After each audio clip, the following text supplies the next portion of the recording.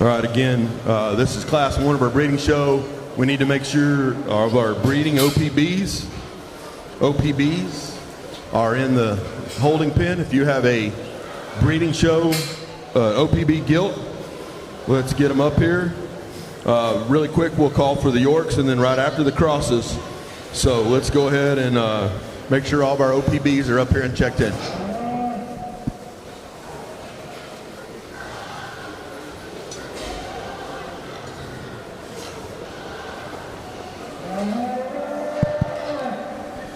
Well, good morning, everybody. Appreciate you inviting me over to do your county fair. Been looking forward to it for quite some time here. But I know we're going to see some great hogs and most likely even some more impressive exhibitors.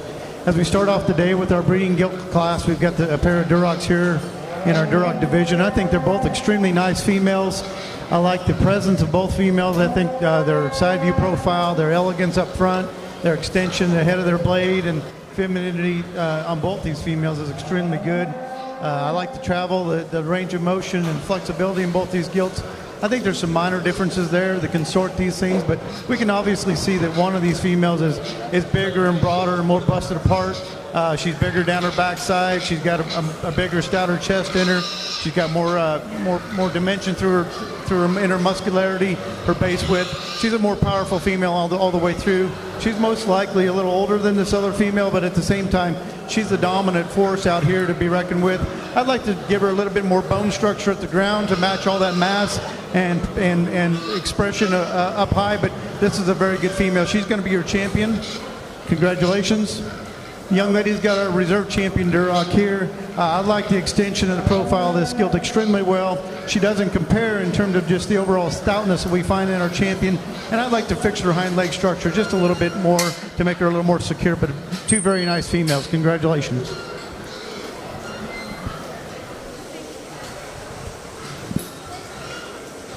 Results from class 1 in our breeding show, the breeding Durocs.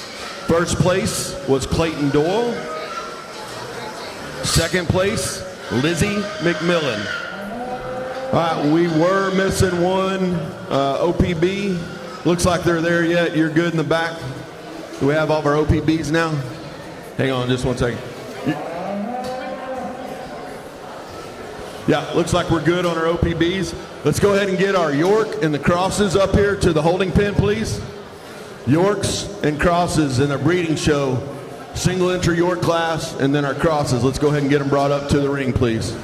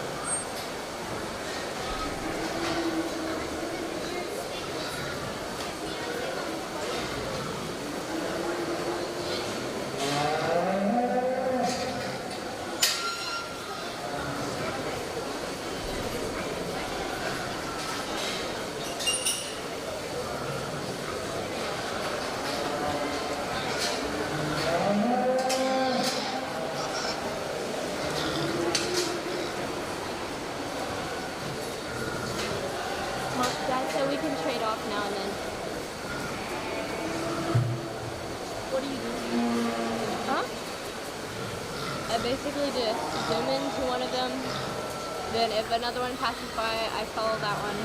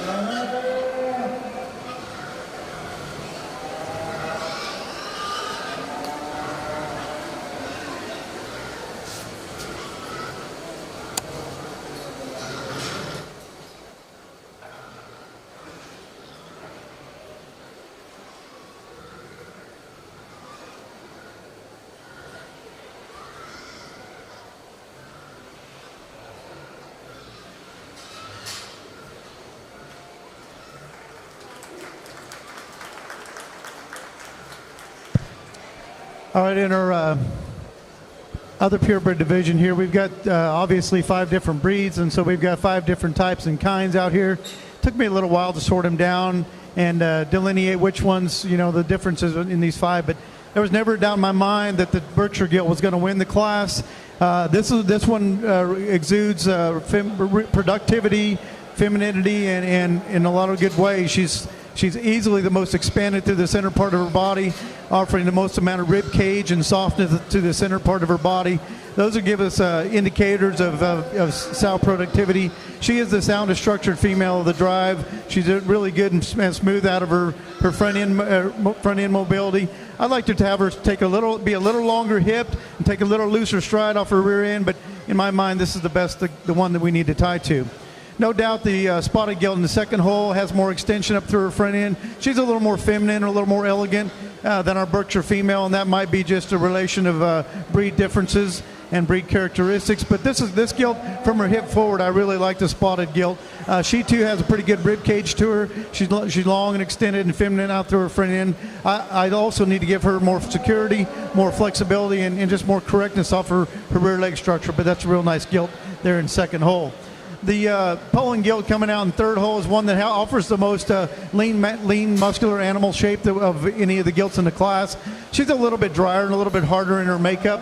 I'd like to give her a little more softness, especially when we talk about through the center part of her rib cage. She's a little narrower based and funnels just a little bit at the base of the ground. I'd like to open her up and give her more spring of body.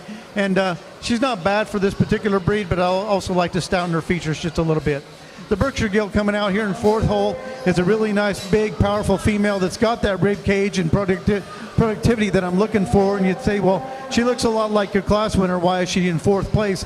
If you study this gilt up through her front end region, she just doesn't tie that shoulder structure together. She's really low and she ties her head low on her neck set there. Is really low, coming out low at the point of her shoulders, and her front end mechanism just doesn't balance for me on the side view profile. From her mid-rib back, I like this gilt extremely well, but that front end is simply not put together right. The Landrace gilt coming out here in fifth hole, I like her for her length of body, her femininity.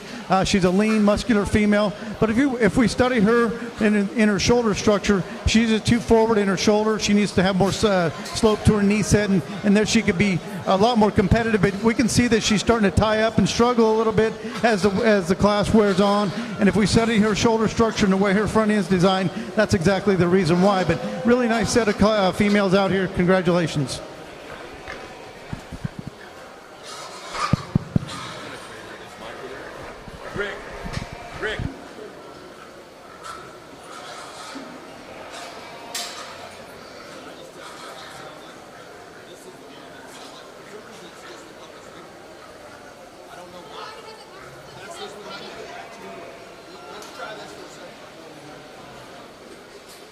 placings.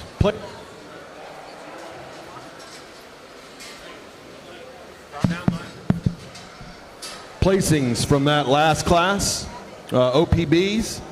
In fifth, Taryn Landis. In fourth, Madison Alexander. In third, Lizzie McMillan. In second, Taryn Landis. And your class winner from Wimberley FFA, Grace Harney.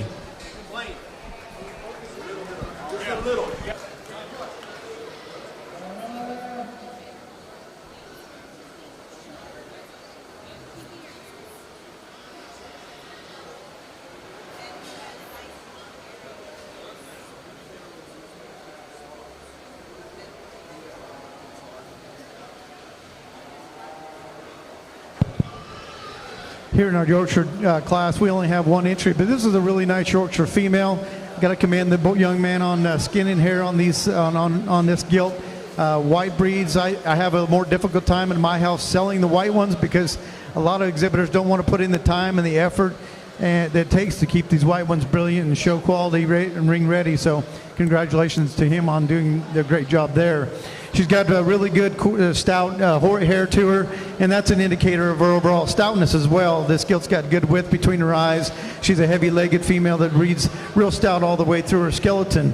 She's a very nice balanced gilt on the side view profile, plenty of extension up ahead of her blade, really long hip in her, and if you study her hind leg structure, it's pretty solid, but I will tell you, in the Yorkshire breed right now, where it's a little bit of a challenge to get the rear leg structure exactly right, and finding bores to surface that'll help fix that problem. It's a little bit of a challenge, and I think this gilt's got fairly strong hind legs in her, but if you read her through her right hock, she's just not 100% secure. I'd like to give that right hock a little bit more security and travel and flex a little bit more smoothly, but this is a really nice Yorkshire female. Congratulations.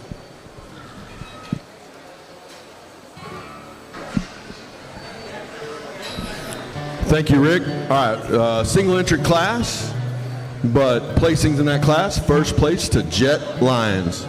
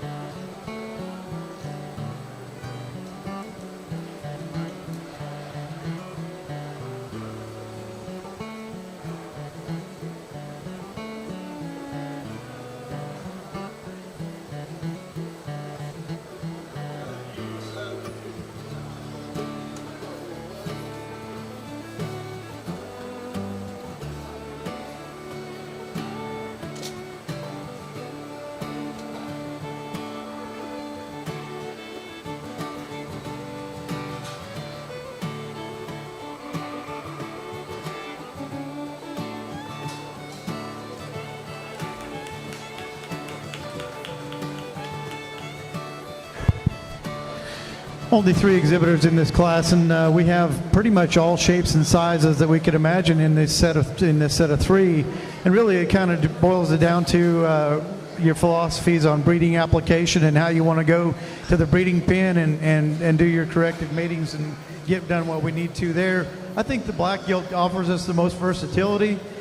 She's really a feminine female that's up-headed. She's strong on her pasture, and she's a flexible female. I understand she's probably the narrowest gauged and lightest muscle female of the three, and we got to move her the most on muscle. But I'll tell you, on every street corner, there's a stout, heavy-structured, massive boar that we can complement this female with, and I think that she needs to be the kind. If you back up and you say, well, Rick, which female would you like to have 100 of them? I'd rather have 100 of her than the other two females for certain, because she just offers more versatility and we can get a lot more things done. She needs to go some more in terms of base width and power. I understand that. Her rib cage is a little flat. She doesn't have, of the three females, she's easily the narrowest tracking coming and going, but we can fix that on the boar side, and so I think that's where we need to land. Probably where we want to end up in our corrective mating and the product we want to get to is probably the gilt in the second hole. She's got the most base width. She's a stout featured female that's really stout about her head. She's wide base. She's coming and going. She's got a lot of natural muscle in her. But at the same time, I find her a little bit coarser built and maybe more of the end product than something we don't want in the female herd. She's a little shorter and more jammed up in her front end. She's a little quicker in her maturity. She's shorter out of her hip. She doesn't necessarily strive poorly off her rear too, but we'd like to lengthen that hip. We get into the farrowing house. We'd certainly like to make sure that she's a little longer hip hog than what we're looking at here today, but maybe more of the finished product. Very, very good animal, just not maybe as much of a female as our class winner. And then in third hole, we've got a really nice gilt that's probably the most trendy up through her neck, head set. She's really a slick-headed, well, maybe more of an end product, kind of a female too. She wants to get a little rounder in her muscle and a little bit coarser about her rear hock. Good class.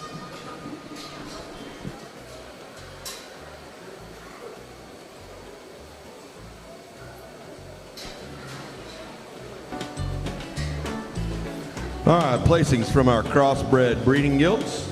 In third, Madison Clark. In second, Addie Fee. And your class winner from the third class in our breeding show, Lila Lyons. We'll now bring out our class winners from their respective breeds. Representing the Durocs, we have Mr. Clayton Dole.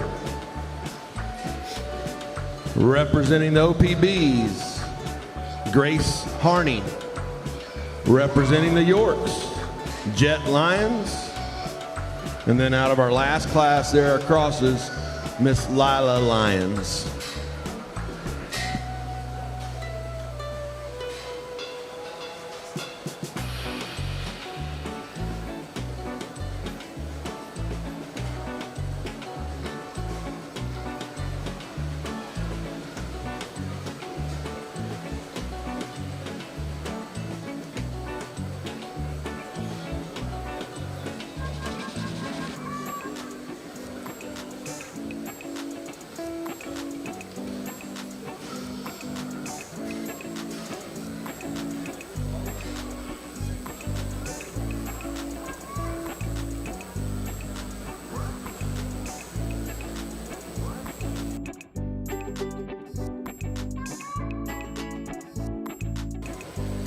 For our champion breeding guild here, Hays County, we've got 4 really nice representatives from the respective breeds out here.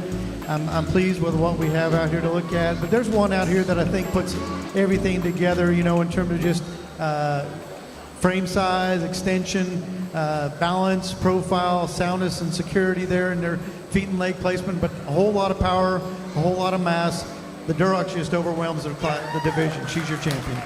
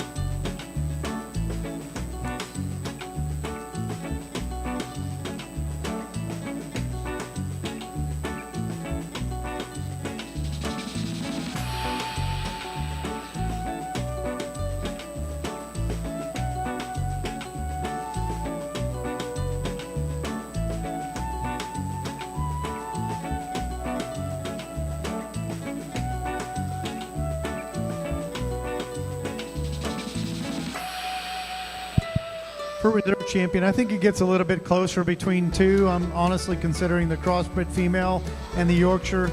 Those are the other two females that have the length of body and the extension and the femininity. The Duroc kind of falls in that category as well, but she's not as stout structured as these other two. That kind of takes her out of the running. The Berkshire Gilt doesn't have the femininity and the length of front end and length of body that we have in the other two. So really it boils down between the Cross and the York for me. And I think the York's a little stouter featured. She's certainly a heavier structured female that's got more base width and more width of dimension and is a stouter featured female. She wants to labor a little bit off that rear leg for sure. As we see her out here in this competition, I think it's lingering and getting a little bit more of a question mark in my mind. And the Belted Gilt, she certainly doesn't have quite as much stoutness of feature nor as much muscle, but I think she's a sounder structured female that's just more spot on in terms of having 100 of them out there in the pasture lot getting it done. I like the crossbred. She's going to be reserve champion.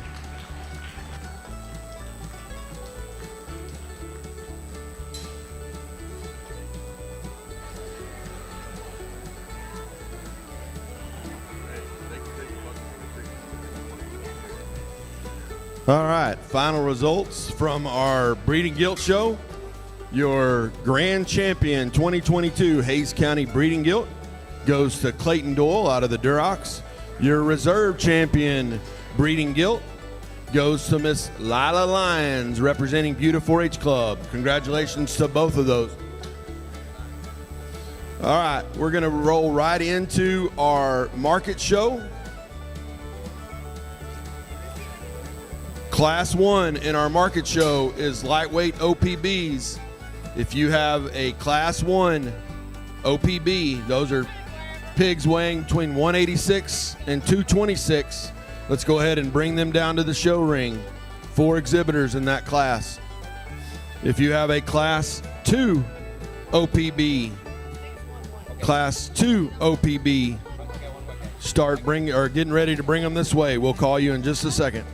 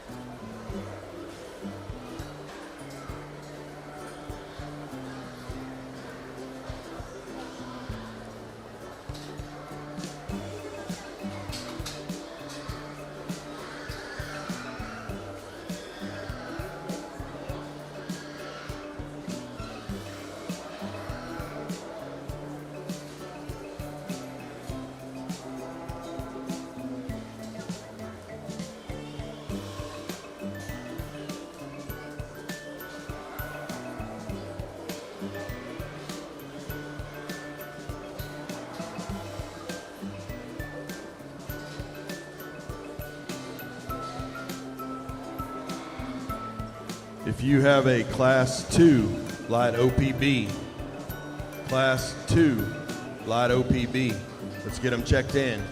Those are pigs weighing between 255 and 272. Class 2. Let's bring them in and check them in.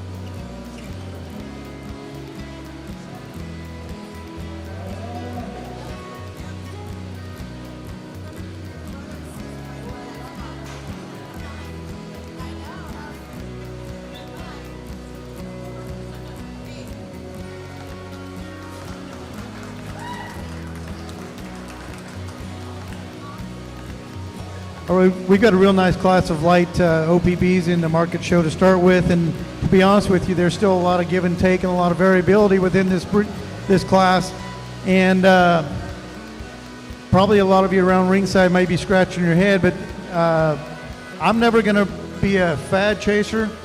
I'm old enough to know that fads don't work. I'm never going to be a single trader. I'm old enough to know that single trade should get you in a lot of trouble.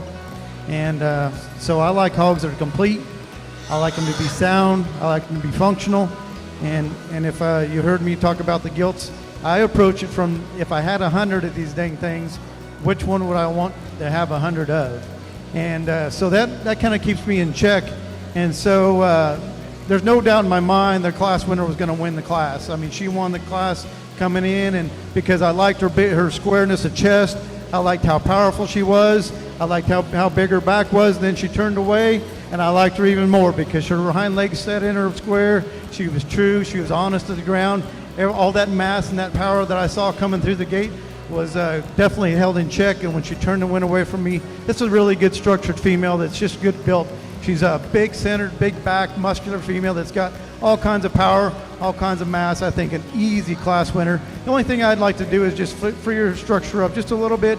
And if I can make her more perfect, I'd like to see her a stout fraction heavier structure to really suit the masses. But that's a very nice animal to win the class. Young lady here in the second hole was certainly going to be last in class until I told her to keep her free hand off that female's, that gilt's tail head, because when she strikes that female with the whip on the hip or puts her free hand on the hip, then she gets really out of balance and uncoordinated and round. Well, now that this gilt's out stride and she actually gives you a good profile, has nice lines from the side and the square and level down her top line, but the first thing I saw was a tail down and a hip down and a rear leg tucked, and so that was a poor deal, and I'm glad she listened to what I had to say because that got her from fourth to second. This is a good female. She's big back, she's big ribbed, very sound structured hog. She's the complete one of the drive that has some three-dimensional traits to her, busted open, has some rib cage and some structure. I like to make her a little wider based. I think she is a little stouter featured than our class winner, but maybe not quite as neat and attractive from the side view profile, not nearly as powerful. In third hole, the young lady with the big scale extended hog of the drive. There's no doubt this one's lean and muscular and really got a nice presence on the side view profile. She's too narrow based coming and going, especially when she travels away from you. She's a little bit stilty and a little bit narrower based, and she funnels from her pins down to her hock there a little bit. I'd like to give her more structure, and I think what sorts her in the third hole is just the overall balance. She's got so much power up high. She's the other one that I prefer because she's got so much rib cage in her, but I think she doesn't balance top to bottom as well because she's so massive and so big up high. She just doesn't have as much down low. It comes out of balance there for me a little bit. I think this pig probably has won a lot of shows. She's probably going to continue to do very well in class. And I love the fact that she is easily the stoutest structured hog of the drive. There's no doubt in my mind she's the most trendy. She's the most popular. She's the most EST of what everybody wants to see and everybody wants to drive. For me, she struggles the most out of her hip structure. She's the shortest out of her hip. Her hind legs don't carry her very good. And the biggest thing that kind of strikes for me a negative is that she is easily the flattest ribbed, narrowest caged hog of the drive. Usually when you get them this stout featured and this bold in their skeletal mass and their skull and their forearm, we have a big old voluptuous rib cage in her, but she's super flat there. She's one of the narrower base females. Here again, a very stout feet structure hog that's probably getting along. And I love bone as much as anybody because bone sells and so does muscle. But we got to have more rib cage and we got to have a more secure hind leg. Good class.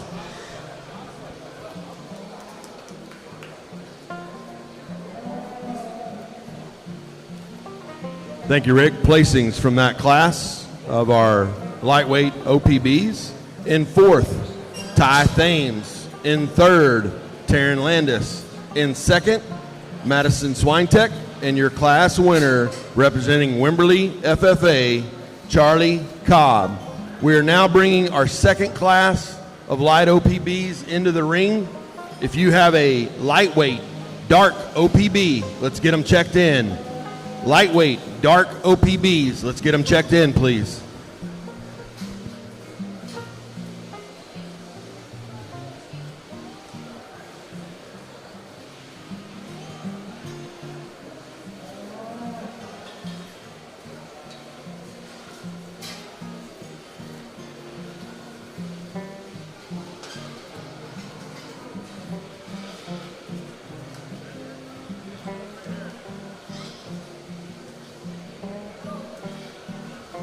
While Mr. Whitman is evaluating the second class of light OPBs, I do want to thank some of our sponsors of today's pig show. In our Breeding Guild show, James and Janet Ward, longtime supporters of us here at Hays County, sponsored the Champion Buckle. And then Donna Wallace, also longtime board member and hard worker here for our county fair, sitting right next to me this morning. Sponsored, so I'm going to say something really nice so she doesn't hit me. Sponsored our Reserve Champion Breeding Guild. We thank both of those sponsors for sponsoring those buckles. Here in our Light OPB. The sponsors of those two buckles, sponsoring the champion Light OPB was Jeff and Cindy Bodie. And then the reserve champion Light OPB was Dylan and Shauna Doyle. Again, we're gonna recognize quite a few sponsors today. If any of these people are people you know or deal with, shake their hand, give them a pat on the back, tell them thank you for sponsoring our youth and allowing us to do the amazing things we do for our kids here in Hays County.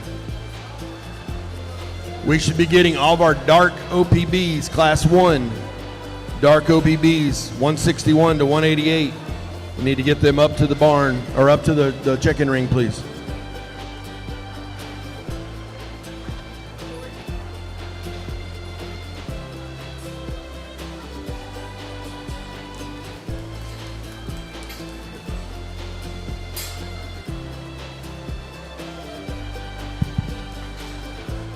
This class fell together a lot more easily for me. We're getting to some market weights that are heavier and obviously maybe just bringing more of the flaws to light here for us. But I think we've got an easy winner in this young lady in the middle on the black top there. This gilt is very three-dimensional. She's a wide-based, wide-sprung female coming and going. Just got a big, massive top in her, huge rib cage. She's sound, she's flexible. Keeps her all that three-dimension in a nice fluent package. I think she's an easy class winner. I'd like to fix her on her navel issue there a little bit, maybe make her a heavier structured animal to kind of balance out all that mass, but I think an easy class winner. Young lady's a big stoutie there in second hole. Probably could have been the class winner, and maybe she is the best animal of the drive. She's certainly the stoutest featured of the four. Really a rugged, burly made animal. It's got a lot of shape down her top. Big, massive rib cage in her. I like her profile and balance. It's hard to get a 100% read on her. She's got a swollen left rear leg. It's running from her toe all the way to her up past her hock. She must have a recent injury in her, but I'd like to see this animal when she's healthy and 100% because I think she would rival and probably beat our class winner, to be honest with you. She's very, very stout. She's wide base. She's really rugged. I like her a great deal. It's unfortunate that she's come up lame. In third hole, we've got the young man there with the wide-bodied the barrow there. He's a massive truck that just comes at you with lots of power and lots of dimension. He's past 12 o'clock. He's carrying too much condition, but there's a real robust, stout-featured wide-base barrel. The gilt in fourth hole is probably the most counterfeit of the group. Here's one that's, again, past 12 o'clock. She's the lightest muscled and probably the highest conditioned animal of the drive. I do appreciate the fact that she's long-bodied and stout, but this one needs more muscle. She needs to be leaner. Good class.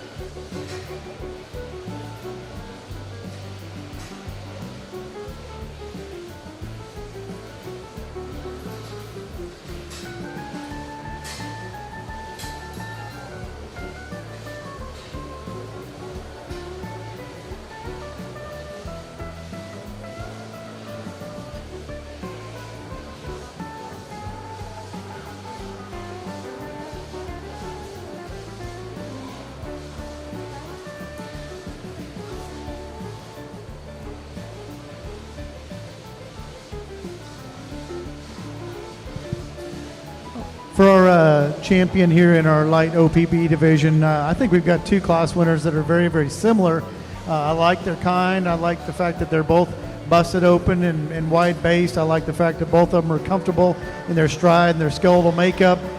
They're big-bodied, big-ribbed hogs that don't look counterfeit. I mean, those are real hogs that got real muscle, rib cage, and these are the kind of hogs that I like to raise because they're sound and muscular and look like the kind that probably did it all on their own. I don't think that these hogs have looked manipulated because their base width matches that mass up high, and their rib cage and roundness to their rib is so beautiful. So I like these. These are the kind that kind of suit me very well. The young lady's lightweight is just a fraction. She's just more elegant on the side view profile and got more look and more wow factor. The lightweight's the champion.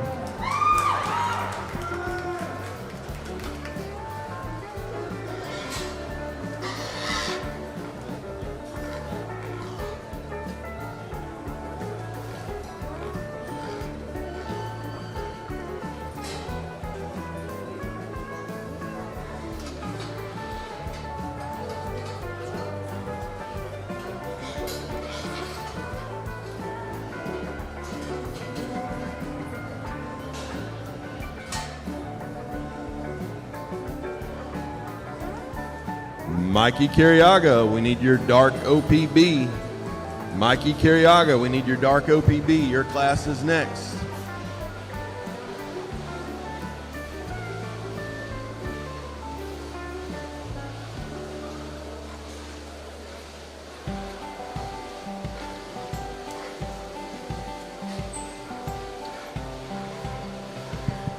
For reserve champion, I think it gets a little bit more close because you bring in our reserve lightweight there, second place lightweight.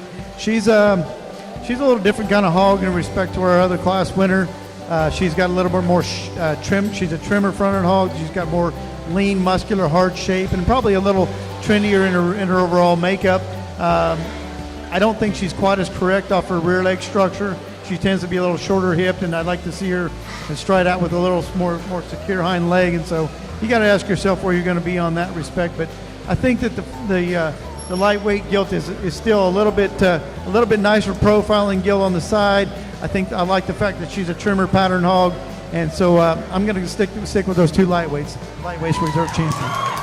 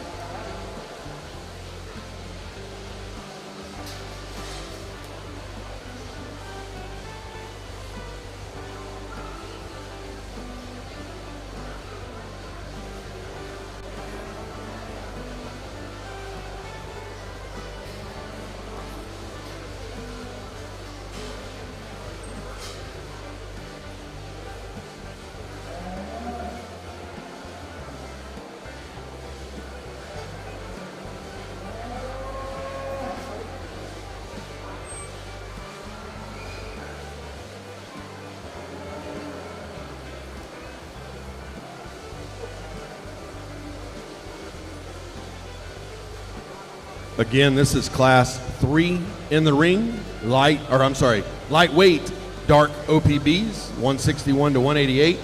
If you have a class 4 dark OPB, those are pigs weighing between 193 and 215. Go ahead and bring them to check in. Sponsoring again our light OPB buckles was Jeff and Cindy Bodie and Dylan and Shauna Doyle. Sponsoring our dark OPB buckles, the champion is sponsored by JP Jansen Crop Insurance. The reserve champion sponsored by Hill Country Wastewater Services. Again, thanks to all these sponsors for making it possible to give these beautiful trophy buckles to our youth.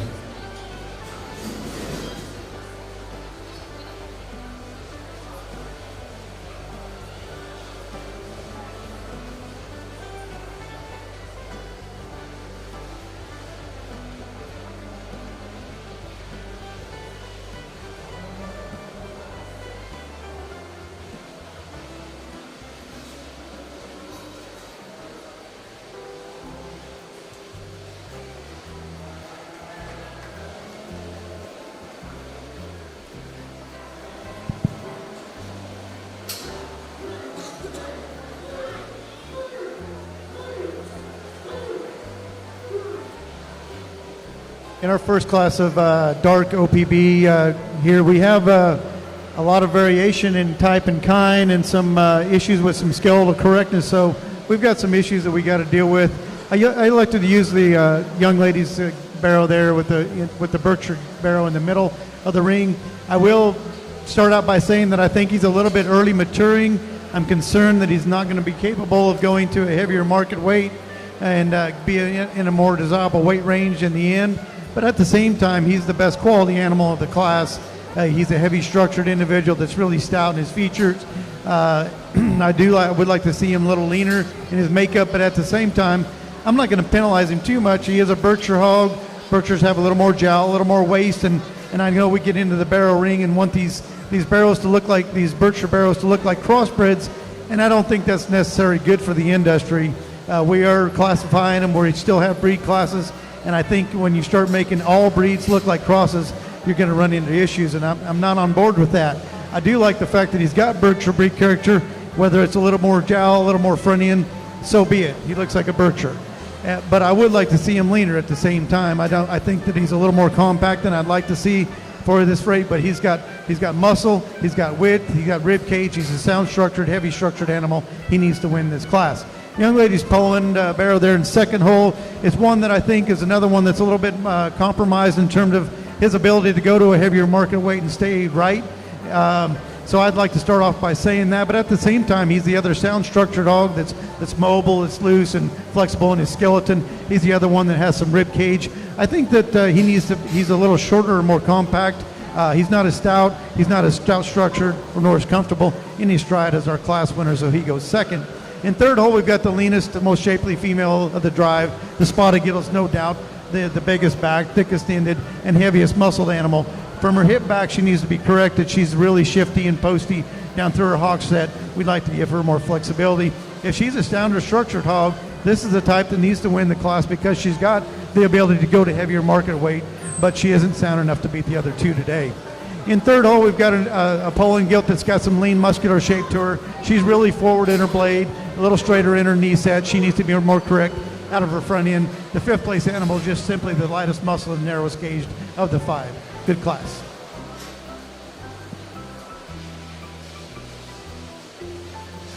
Thank you, Rick. Again, we're about to start bringing in Class 4, which is our middleweight dark OPBs. They weigh 193 to 215.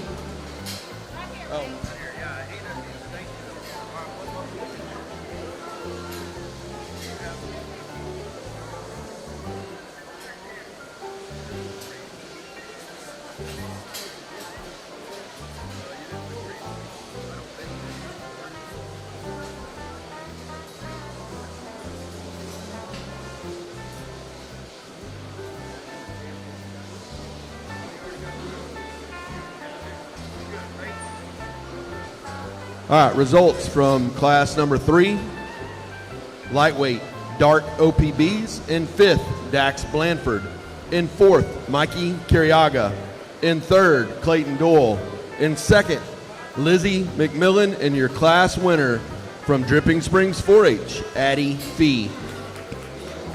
Parents, kids, it is critical for our sale that we have pictures of all of our placing hogs.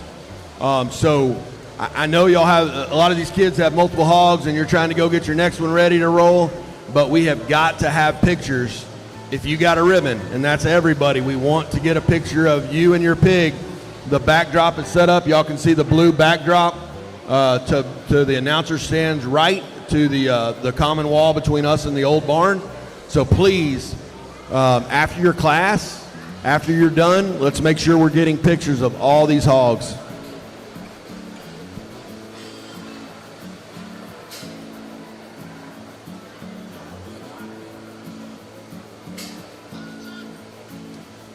If you have a heavyweight dark OPB,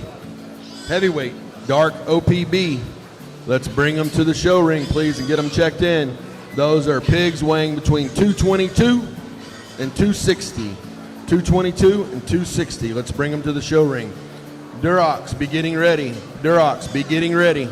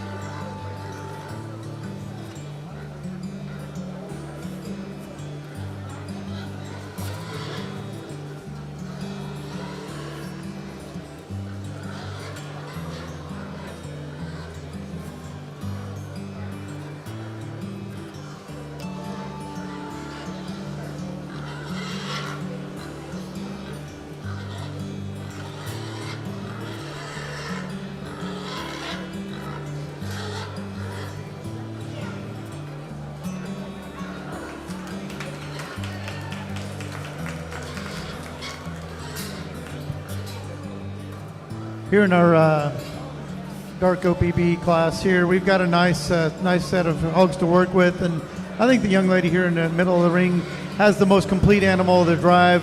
No doubt she's the stoutest featured of the top end. She's really a heavy-legged hog that has a lot of feature to her. I like the fact that she's also the sound-structured hog, the drive, that has a lot of ability to move around the ringside. She's very well balanced on the side view profile, just gets out and takes a good stride off both ends. I would like to give her a little more back shape. I'd like to give her a little more rib cage. And honestly, I'd like to also make her a little wider tracking. But here's a complete animal that I think needs to start the class. Young lady there in second hole with the spotted gill on the far side. There is the most muscular hog of the drive. She's got a big square back in her with a lot of shape down her loin edge. She's a long, good pattern hog. The profile is also obviously very well from the side, but I don't think she's quite as comfortable on her rear leg structure. I think she's a little narrower base as she tracks away from you. I just like to give her more base width at the ground and spring her open through the center part of her rib. Young man's Berkshire Gilt here lands in third. Here's a nice, attractive female from the side. She gets a little bit shorter coupled and a little bit more restricted in her stride off her rear legs. And honestly, she just needs more bone.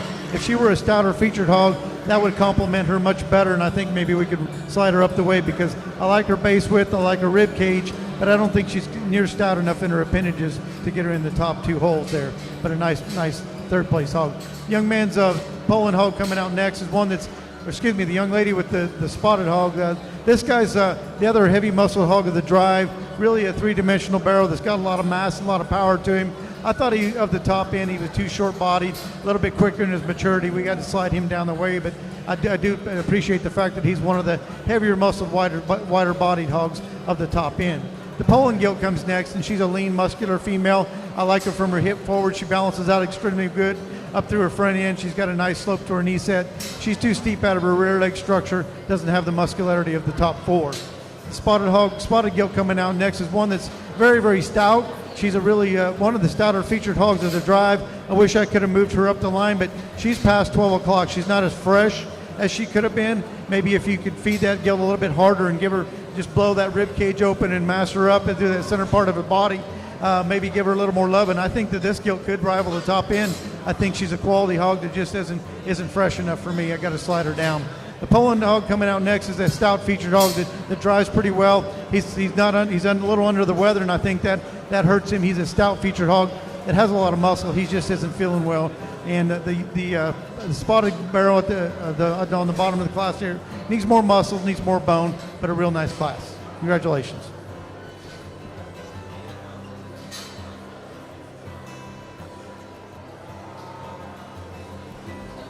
Results from Class 4, Dark OPBs. In 8th, Adeliana Jones. I probably said that wrong, and I apologize. In 7th, Kennedy Lorenzen. In 6th, Hagen Peel. In 5th, Danny Matthews. In 4th, Emma Henson. In 3rd, Laramie Doyle. In 2nd, Lizzie McMillan, and your class winner, representing Dripping Springs 4-H, Addie Fee.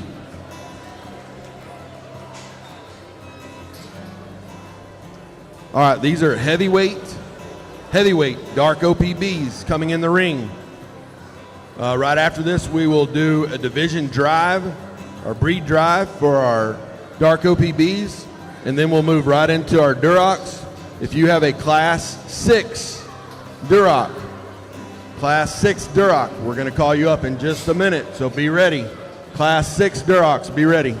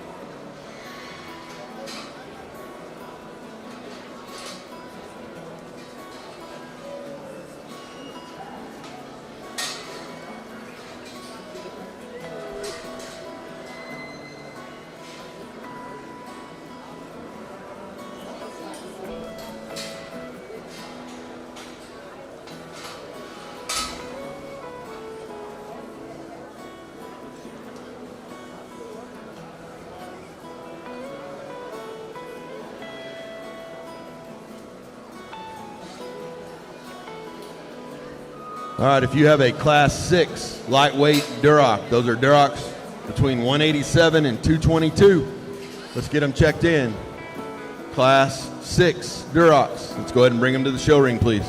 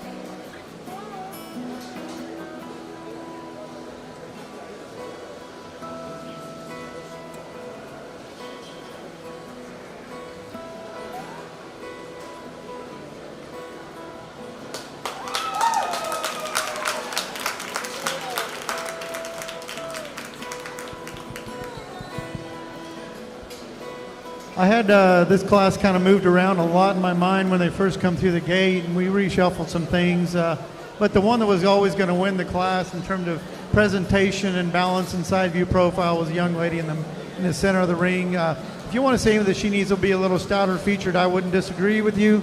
But at the same time, this is the quality female, the quality hog of the drive that's balanced. She's square, she's sound, she's three-dimensional, beautiful rib cage in her. I love her top line. I love her side view profile. She travels out and gets around there with the most flexibility of any hog of the drive. I think an easy class winner in my mind. Second hole is the young lady with the other Berkshire gilt. Here's the stouty of the class. I like the fact that this gilt is really stout in her mug. She's got a big back. Another really high volume female that's got a lot of product to her. To be honest with you, I had her down the line a ways because the one thing I don't like about this gilt is her side view profile. I think she's up in her top. I think she's a little rigid in her spine. I don't think she profiles nearly as well on the side. She's not an elegant profiling hog because her top line comes up in her and she isn't super high fronted. So her look from the side kind of puts her down the ways. But when you study her against the balance of the field, she's got to be in the top end because she is the stout one. Her rib cage, her muscularity, her mass, and her soundness keeps her up in the top end. I think a nice female to land there in second. The third place individual is the Poland Barrow. I appreciate this one for how stout she is. She's real stout in her features. She's got a lot of natural muscle working in her. I love the fact that she's a big hipped hog that's really massive and powerful there. But I'd like to see her a little bit taller at the point of her shoulder, and I'd like to see her a little bit stouter in her rear leg structure, even though she gives you some feature up through her front end and her shoulder blade. She doesn't go to the ground with as big a feet or as much feature, but she's flexible, she's sound. We can improve her profile and raise her at the top of her blade. She would be nicer, place a little higher. Young man's Berkshire hog coming next, I thought was going to be the one to win, at least in the top end. But as the time goes on, she struggles a little bit. She's really shifty and uncoordinated in her rear leg structure. But I do like the fact that she's a big-scaled, later maturing animal that has some three-dimensional look to her. I think that she's got a lot of natural muscle to her. I just got to fix her off the rear leg structure. I had her at least in second, but I got to move her down the line. She's not sound enough in that rear end. The other spotted hog comes out next, is really sound and flexible in his mobility. He's the one I like from the standpoint of side view profile and posture. And we talked about pigs. We don't talk about travel or gait in pigs like we would in horses, but this is really important. This guy's posture, his gait, his travel is really smooth. I mean, that's the way they're supposed to go. So I like the fact that he's got the right joints and right angles. I love his comfortability and the flexibility in his spine and his skeleton.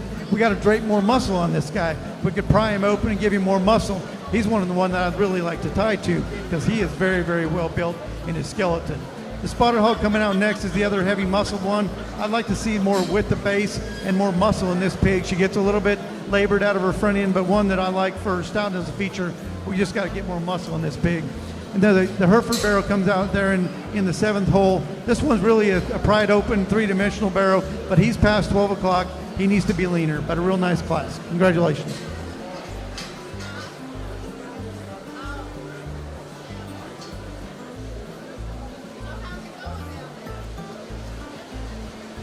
Thank you, Rick. We're about to move into our breed drive for our dark OPBs. Placings from class number 5, dark OPBs.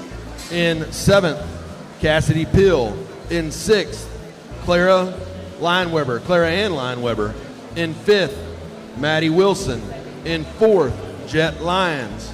In 3rd, Cameron Medley. In 2nd, Madison Alexander, and your class winner representing Buda 4-H, Lila Lyons. Again, if you have a Class 6 Duroc, you should be in the holding pen.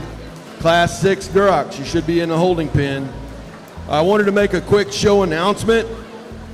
After the Yorks, we will take a 30-minute lunch break after the Yorks. So we're going to get all the way through the Yorkshires. We'll drive for our Yorkshire champion, and then we will take a 30-minute lunch break before we go into our crosses.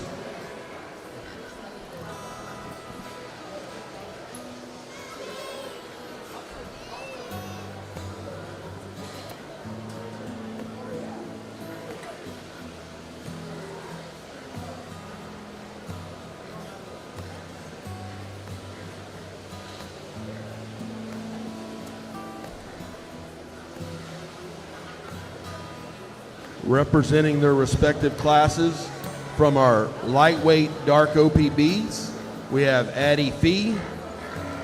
From our middleweight dark OPBs, we have Addie Fee. And then in our heavies, we have Miss Lila Lyons.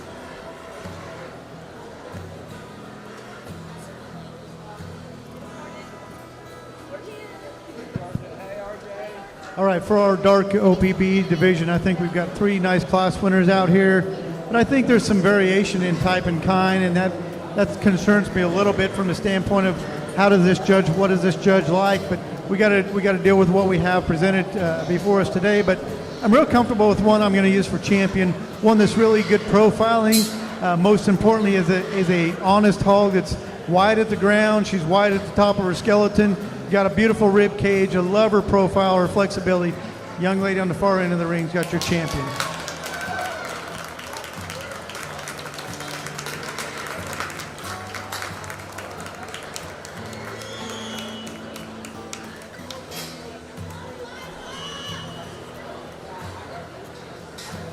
That brings our second place out of the heavyweights into contention for our reserve champion dark OPB. Representing Buda 4-H, Madison Alexander.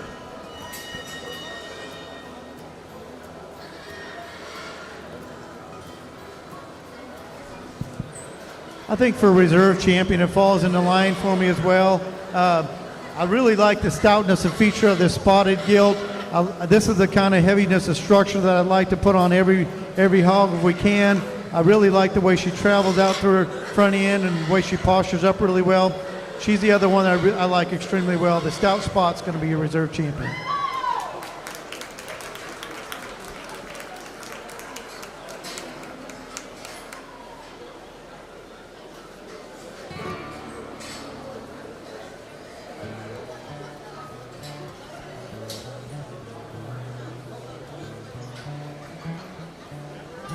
Your reserve champion, dark OPB, goes to Addie Fee from Dripping Springs 4-H. Congratulations to all of our dark OPB exhibitors. Again, those buckles, the champion dark OPB buckle was sponsored by JP Jansen of JP Jansen Crop Insurance. Thank you, JP. And then the reserve champion dark OPB was sponsored by Hill Country Wastewater Services. Mark, I know there's a bunch of other people. I don't even know if you're here, but Mark, thank you for your sponsorship.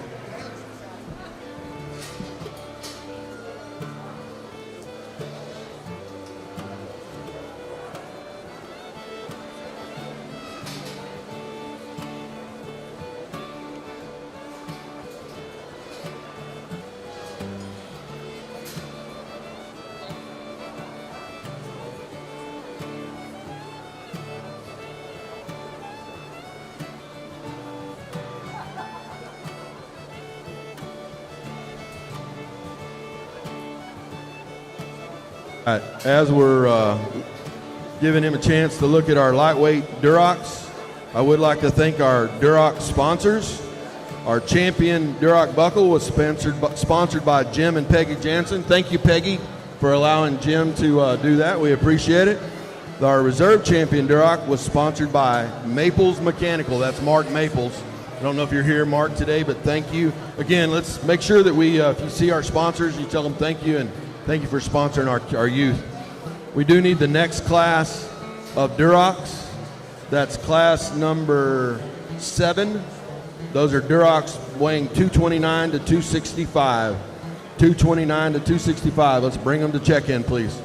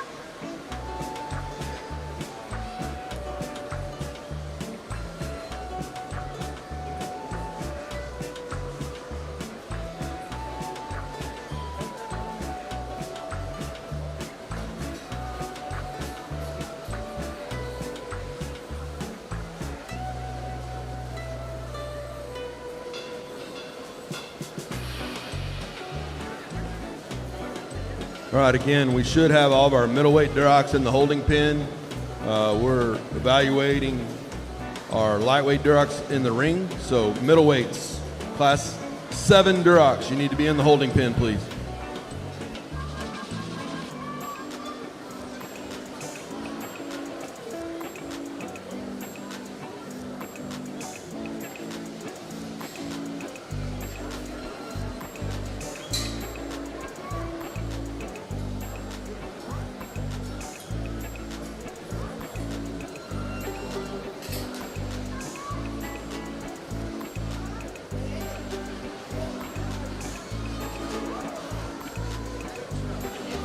Hey, again, if you're receiving a ribbon, so basically all hogs we need to place. It's critical for our sale that we get pictures of all of our placing hogs. So please make sure that you get your hogs up here and get them pictured. We don't want to have a mad rush at the end of the day. Our photographers are going to have to move over to other species. So let's make sure we're getting pictures throughout the day, please, of your hogs.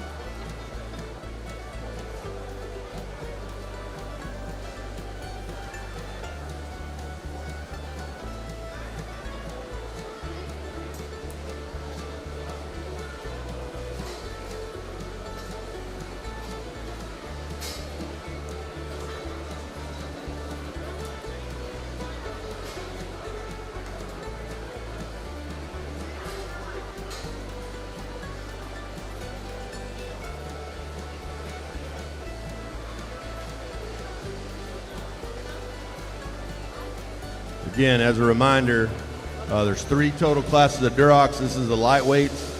Your middleweight Durocs are in the holding pen, which is class number 7. And then if you have a class 8 Duroc, do not come this way, but be getting ready. 3 total classes of Durocs. This is class 6 in the ring, 7 in the holding pen. Our Duroc show today is again sponsored by Jim and Peggy Jansen and Maples Mechanical.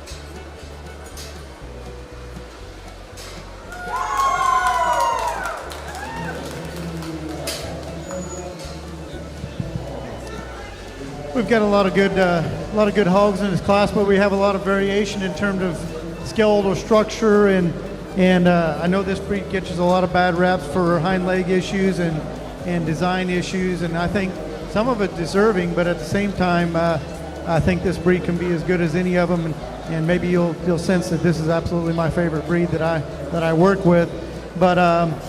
We need hogs, no matter what breed they are. They need to be sound and functional and have the right posture and the right flexibility. And then we can drape some extras on them and get some more extra mass and some rib cage and some body. The one that does that the best in this class, the young lady in the center of the ring, Love this one's posture. Love the presentation of this female. We got to give commendation to her. She just does a good job showing this hog, and I think it's a little bit different than the white one she had earlier, but maybe she likes this red one better too. I don't know. But anyway, this is a really good hog. I think she needs to be the class winner. Young man's got a nice complete gilt here in second hole. This dark red gilt. It was one that I like for her balance and her posture really well. She's got a lot of rib cage in her. I think she's an honest hog that really travels extremely well. Love the rib cage and the back shape that she has in her.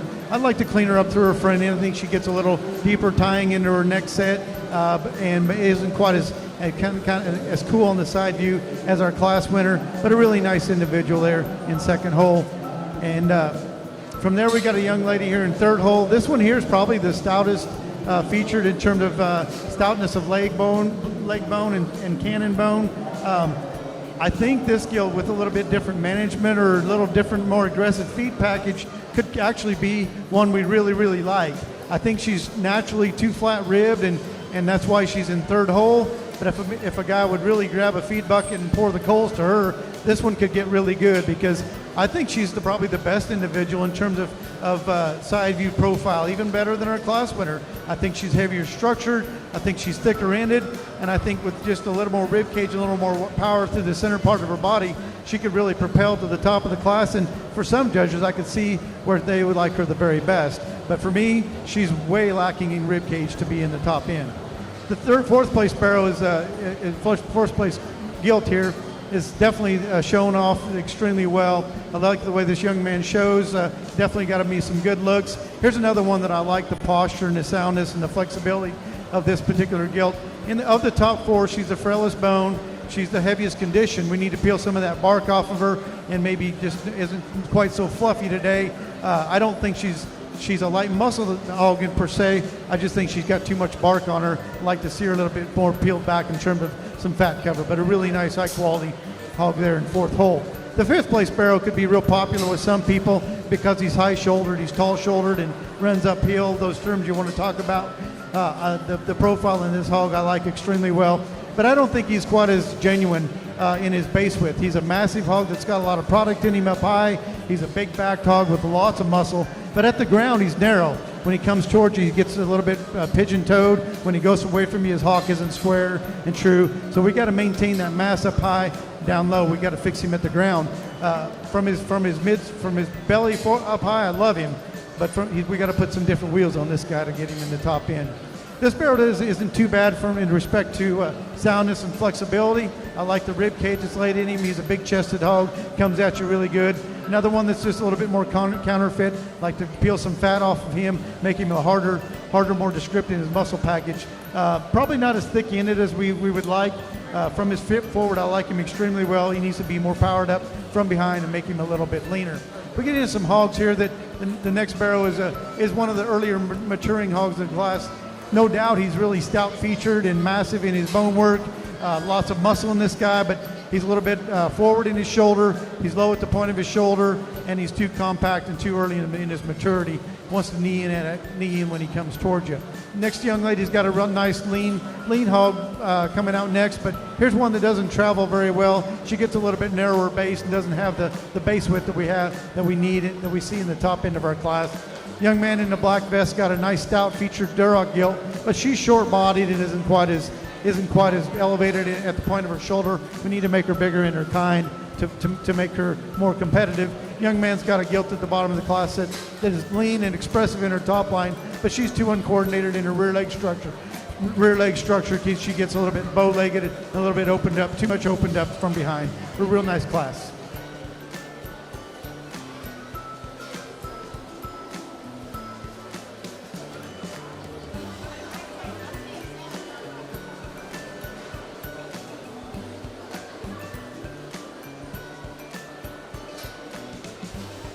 All right, thank you, Mr. Whitman. Placings from Class 6 lightweight Durocs. In 10th, Mikey Carriaga. In 9th, Carson Buas. In 8th, Phoebe Underdown. In 7th, Aria Cope. In 6th, Austin Novosad. In 5th, Madeline Stevens. In fourth, Tommy Darity. In third, Eliana Lara. And in second, Leighton Robertson. And your class winner from Wimberley FFA, Madison Swintech. Is it Swin or Swine? Swin or Swine? Swintech. Thank you very much. Madison Swintech. Congratulations. All right, this is class number 7. Class number 7, medium weight Durocs coming into the ring. If you have a class 8 Duroc, this is first call. Class 8 Durocs, first call.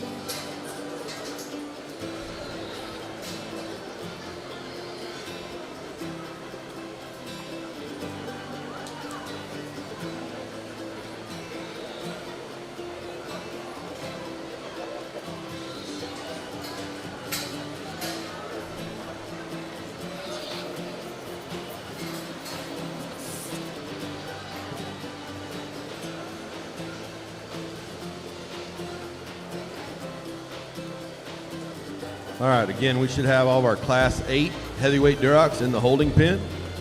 This is Class 7 being evaluated in the ring as we speak. All Class 8 Durocs should be in the holding pen, please.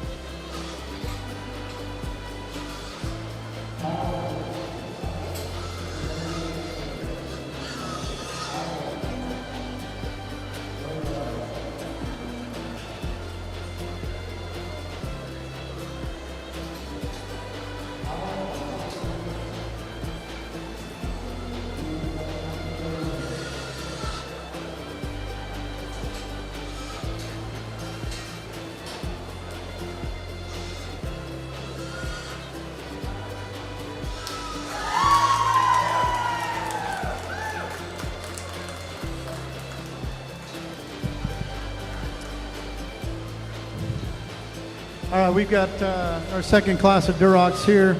I judged a county, I guess it would have been over in Austin here about 6 years ago, and I got in a lot of trouble. And I don't think it was for what I said, I think it was for how I say that. And a lot of times I get misunderstood because of my delivery and the words I choose. But I will tell you right now, young lady, young man, y'all need to just listen to me just for a second, okay? Young lady. This deal is getting so competitive at the top end, you must know how to show.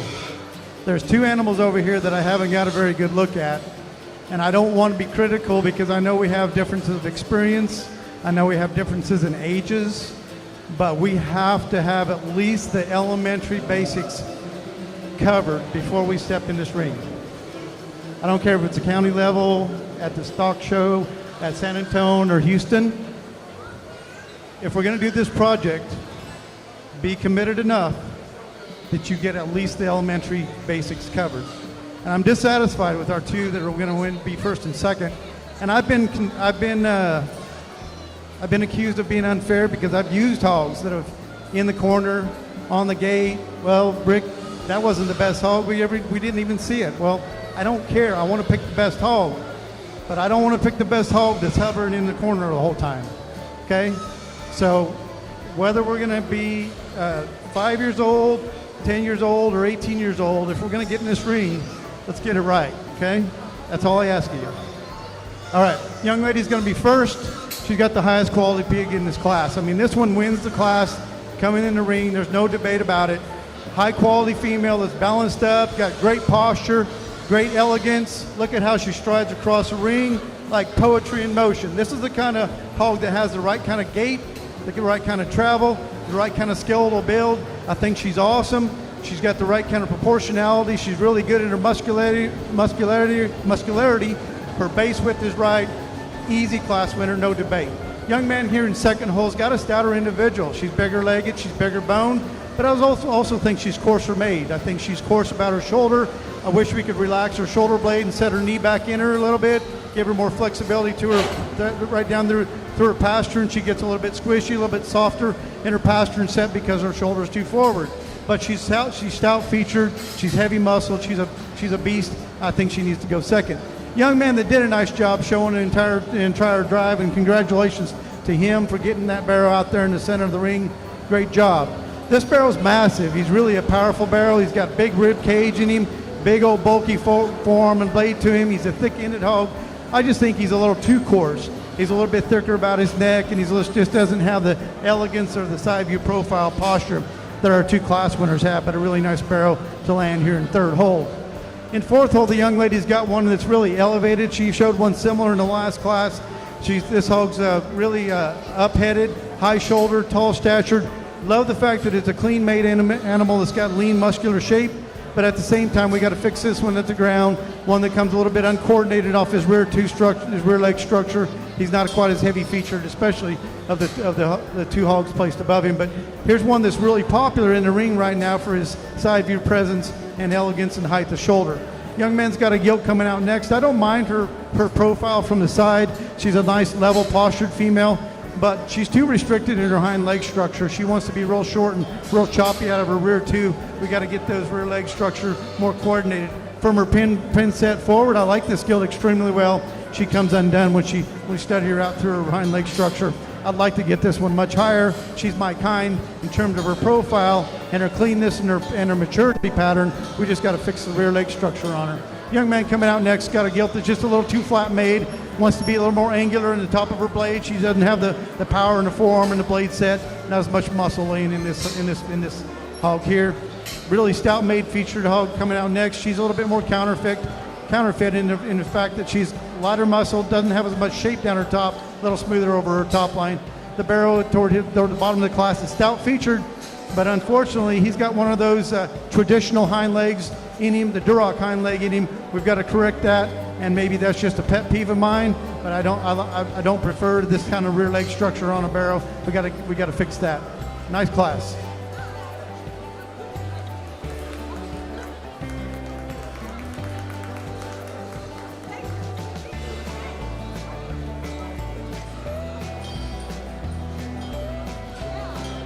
Placings from Class 7, middleweight Durocs.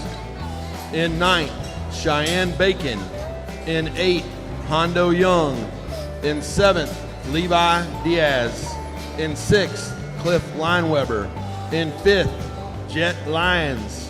In 4th, Lizzie McMillan. In 3rd, Wyatt Lorenzen. In 2nd, Easton Darity. And your class winner from Wimberley FFA, Charlie Cobb. Congratulations to all of our middleweight Duroc exhibitors. This is our heavyweight last class of Durocs. Heavyweight Durocs are all coming into the ring. If you have a hamp, if you have a lightweight hamp, be getting ready. Don't need to bring them yet, but be getting ready.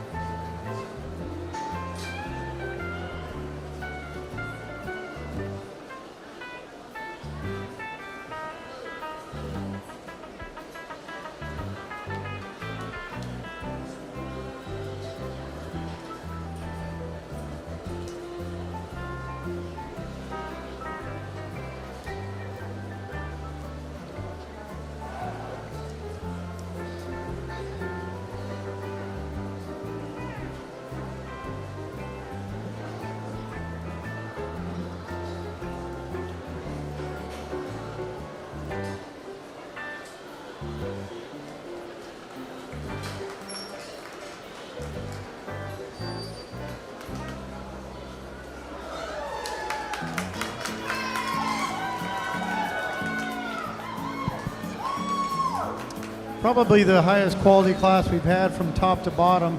The bottom end of this class, I think, is more consistent in quality. The young man in the vest is going to win this class, and this gilt came through the ring. I thought there's a really high quality animal that's got a nice profile to her. The posture in this animal's right. She's got an extension and elevation up ahead of her blade there. She's very comfortable in the way she travels. And then she's a really genuine hog. She stays true at the ground, coming and going, got the right amount of base width in her. I think everything matches in her. Is she the heaviest muscle, the heaviest structured hog of the drive? Probably not. But I think she's the most complete when we talk about profile, balance, soundness, and structure. A really, really complete individual. Young man's big, stout, red one coming in second. I kind of had to find this one because, honestly, he's a little rounder made, and I don't tend to like rounder made hogs. He wants to slope off at the point of his hip. He's a little rounder, higher in his loin edge. He's just a little rounder when you first get that first impression. But along with that roundness comes a lot of product. This is easily the densest made, heaviest muscled, and heaviest structured hog of the drive. Big, powerful forearm in him. Big back. I like the amount of product and a lot of power and a lot of mass that this one offers. He's just a little too round. He's not quite as elegant as our class winner. The other gilt comes in third, matches from her mid-rib forward. She matches the class winner in terms of extension and profile. But at the same time, this gilt, you get in behind her, she gets quite a bit narrower from her hooks back to her tail head, and she funnels down to the lower part of her ham. She doesn't have near the natural base width that we find in our top two class winners. But I like this hog for her elevation and extension and maturity pattern. This gilt comes out, she's relatively stout in her features. She's got a lot of natural working in her. But this fourth place hog she's from her hip back. She just needs to have a more length there. She needs to handle those rear leg structure a little bit better. Young lady does a nice job driving this barrow in fifth. When she gets his head up and cranked up, this one really gives you a pretty good look. He's a big bladed, big chested hog, but he's a little too compact, a little too short for my liking. I know that's probably one thing that's real common and popular in the winning barrows these days is to have them short backed. I don't like it. I think short hogs are early maturing and quick, and I think that's what we find in this barrow.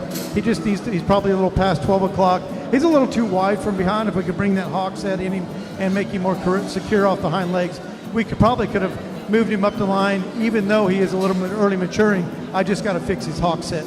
Young lady comes out with a gilt that's really a good pattern hog. She needs more structure. She's too frail to be in the top end, but as far as skeleton and design and balance, this gilt's probably as good as any of them. She just needs more bone and certainly a little more muscle wouldn't hurt. Real stout, rugged, dark red gilt coming out next. I like the ruggedness of her. I like the fact that she's an easy moving hog that's got a lot of mass to her. She's a little bit slack in her top line, and that doesn't bother me as much as the fact that she's short in her front end, her blade set forward, and her whole front mechanism's a little off, and I think that's what makes her top line an issue as well. But she is flexible, and she's fairly functional. We got some hogs at the bottom of the class, just don't have as much stoutness of feature. They're not quite as correct in their kind, but a nice class.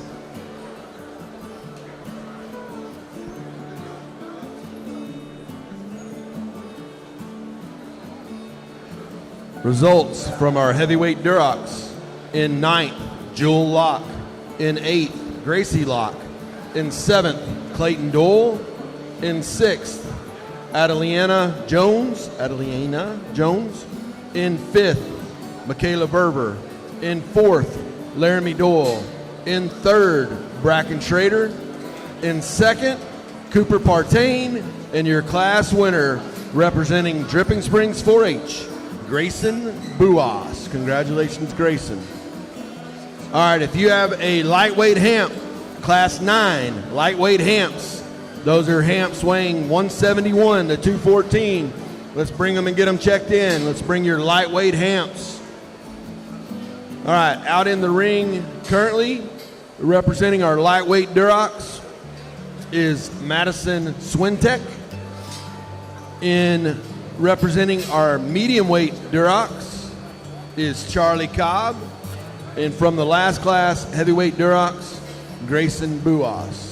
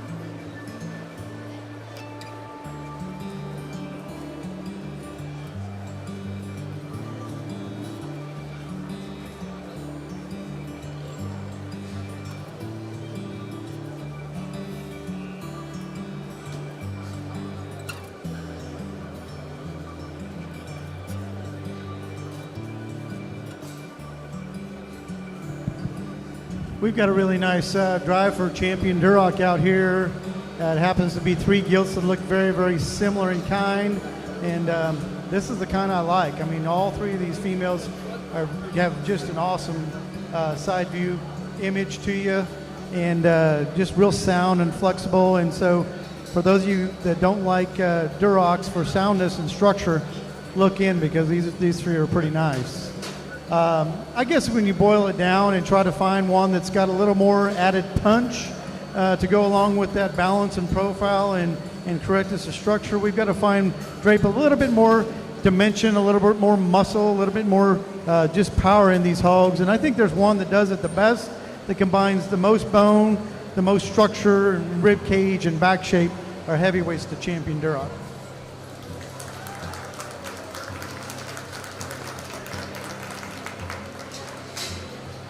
Champion Duroc came out of your heavyweight class. That was Grayson Buas. Congratulations, Grayson.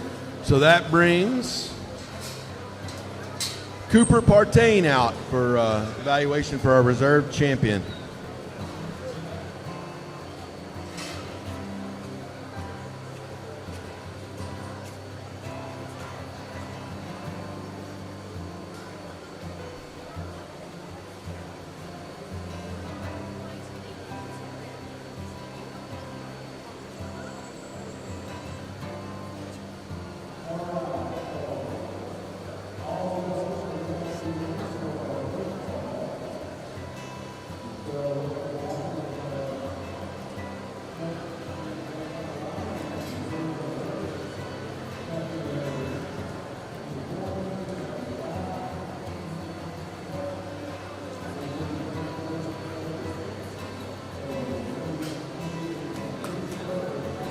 I think the competition for the Duroc division was very stout, very, very deep, and so when we bring the reserve champion in here, he gets right in the mix, and we've got to really honestly consider every one of these for contention for reserve champion, and the reasons being is our lightweight hog. She doesn't look like a lightweight out here, but she's you know, the other one that's got tremendous side view profile, love her posture, and I would say, you know, in terms of back shape and muscularity, she's as good as any of them.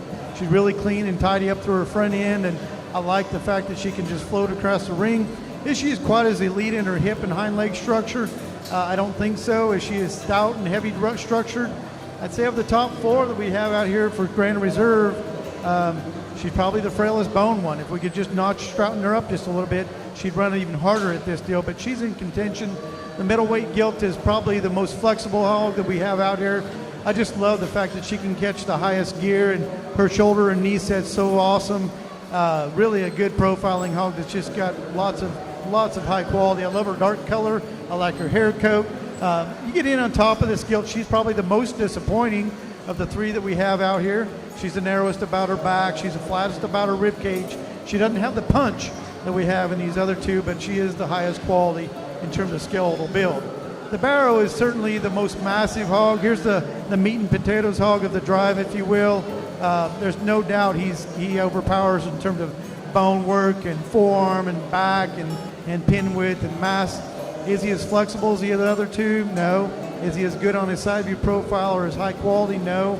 But I think when this young man gets his head dialed up, and if this hog was driven at just maybe 2 notches faster, I think we probably wouldn't question that hind leg structure. I think his range of motion, his angulation through his hock is good. I just don't know that we're getting the most mileage out of this hog in terms of presentation.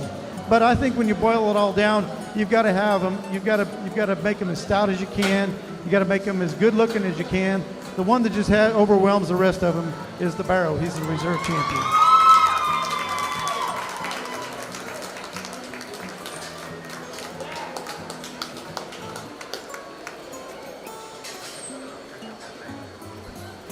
Your reserve champion, Duroc, was exhibited by Cooper Partain from Buda 4-H. Congratulations, Cooper. Again, those buckles in our Duroc show, the champion Duroc was sponsored by James and Peggy Jansen, and your reserve champion Duroc, sponsored by Mark Maples over at Maples Mechanical. All right, we're about to get rolling with our first class lightweight hamps. Lightweight Hamps, 171 to 214. They should all be up here and checked in. If you have a middleweight hamp, be getting ready.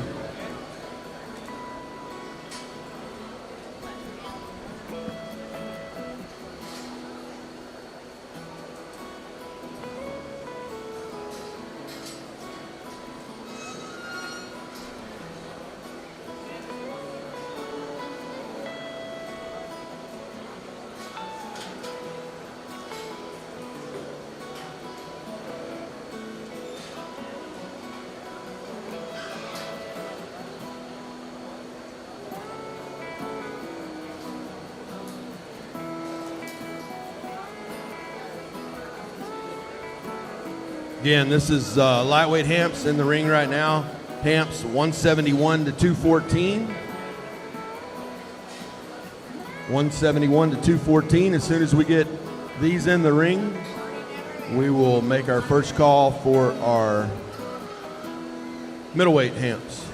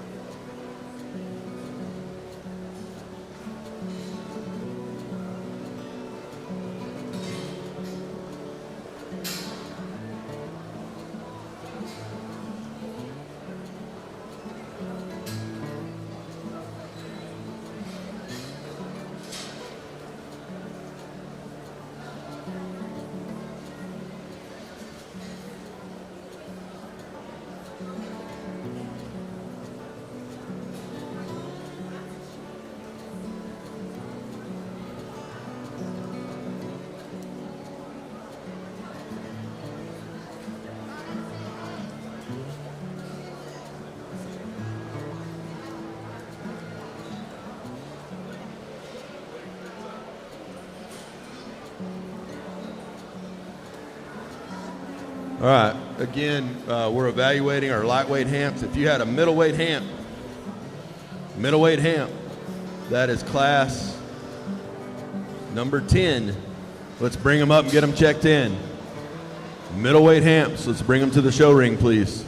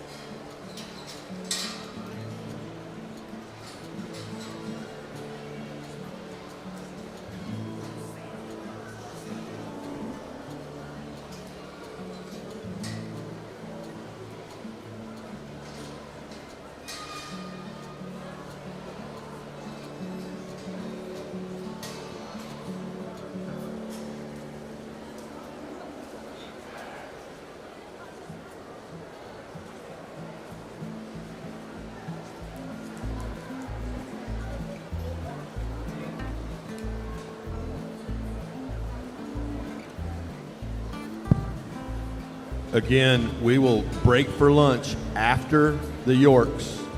After the Yorks, we will take a 30-minute lunch break. And then after the 30 minutes, we'll do a 5-minute call to get started back up with our crosses. But after the Yorks, we will take a 30-minute lunch break.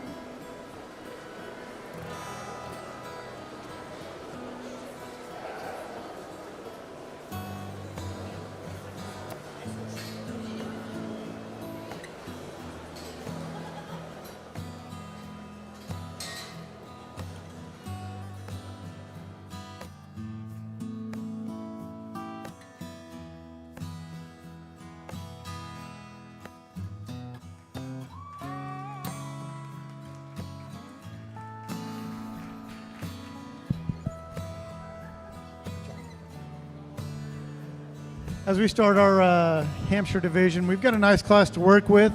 Very, very nice class winner here. The young man's got a nice barrow out here. He may be the lightest weight animal to drive. I don't know, but it doesn't bother me at all. I know we got a long ways to go. Going to show these hogs in a month or 2 months from now, but this is a really good barrow. I think he combines a lot of things that I'm looking for. He's stout featured. He's good looking. He's sound. He's flexible. But he's got a lot of product in him. His rib cage is right for his size and his weight and his maturity. I think he's going to keep coming with more power. He's got a lot of upside potential, but today he's still the best one. I think that's the right kind of hog that we need to have in our mind as a winner. Young lady in second hole. I'll be honest with you, this isn't typically my kind. I know a lot of younger judges. I'm an old guy by now, but a lot of younger guys would have her at the top of the class and never look back because she's the one that runs uphill. She's the one that's elegant fronted or tall statured, all those buzzwords that are popular right now. But at the same time, we got to caution ourselves and maybe pump the brakes a little bit because what comes with a lot of those buzzwords is a drier, flatter made skeleton. And that's why she almost didn't get in the top end because typically I don't like them this flat. She needs to have more outward turn to her rib cage. She needs to have a bigger, broader back. But I do, after reading her or studying her, I do think she has the potential to keep coming and be more impressive as she goes on. She is a stout-legged, stout-featured animal that has quite a bit of muscle to her. I just wish she was more three-dimensional and more opened up, and I think she does read with some indicators that she'll get that done. Today I like her pretty well. The half-belted gilt I like for her side view profile as good as any of them. I think she's got great presence. I like her up through her front end. I think she's got a lean, muscular turn to her forearm and blade set. Where this gilt concerns me a little bit is she also is a little drier and a little flatter about her rib cage, especially in the lower part of her heart there. She just needs to be pried open and based wider from all the way through her skeleton. She's probably the narrowest tracking of the top three as we watch her track away from you. I'd like to just spread that hawk set, give her more width and dimension all the way through. Young lady's barrow is one that I do like from a standpoint of his rib cage and his dimension very well. He's the one that has some productivity traits to him, but at the same time, when we get him on the side view profile, he doesn't have as much look and wow factor. He's maybe a little bit inverted in his profile. Tends to be a little deeper in his heart, little deeper through his throat latch. Isn't quite as pretty from the side as the ones we have in the top end, but this one's sound and functional. Got a really good structure to him. Big, stout, massive female coming out next. Love her for her dimension, the fact that she's probably the heaviest muscled and biggest backed one. Big, powerful forearm working in this female. She's too short bodied. She's too short and jammed up in her and compact in her kind. I think her maturity pattern is too quick, but to go on and do heavier market weights. But I do like the fact that she's super heavy legged and heavy structured. Young Man Sparrow coming out next is one I wanted to like, because this guy is really big ribbed. He's really big backed, got a lot of product to him. And from the side, he works pretty good, but he just closes at the ground too much for me, coming and going. When he comes towards you, he wants to close up at the ground at his front feet, and when he goes away from you, he does the very same thing. If we could square him up on both ends, this guy lands in number 2, because I like his rib cage, I like his profile, I like his look. He just closes up too much for me. I might have been severe in getting him all the way down, but they've got to be genuine. You can't have a lot of stuff one way or the other. They got to be genuine and complete and balanced. I don't think he does that well enough for me. This guy profile is pretty good from the side view profile, but here's another one that gets a little bit narrower based, a little bit flatter made. Maybe he's going to get collected, and if you fed this barrel pretty hard, I think he could get better down the road, but he's too closed up at the ground for me. He's got some shape up high. He's relatively stout, but you got to hammer on him and give him some more feed. Maybe they've got a long-term game plan that I don't know about, and I can understand that, but he's not got enough gas in his tank to be at the top end of this class. Young Lady's Barrel coming out next is really nice. Got a big square back. He's not fresh enough. Gets a little bit too coarse and a little bit too quick about his front end. Doesn't have that neat underline in his lower 1/3 of his body. The gilt on the bottom of the class needs to handle her hind leg structure better. Nice class.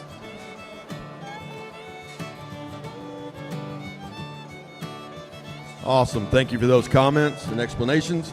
Placings from Class 9, lightweight Hamps. In 9th, Stockton Young. In 8th, Maddie Wilson. In 7th, Parker Cook. In 6th, Logan Gardner.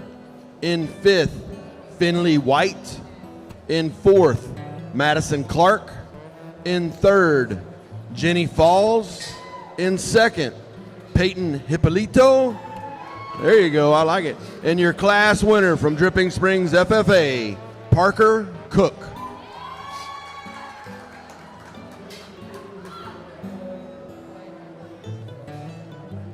All right, we're moving on to middleweight Hamps. Class number 10 is coming into the ring right now. Middleweight Hamps, class number 10. If you have a class 11 Hamp, be getting ready. Don't make your way here yet, but be getting ready.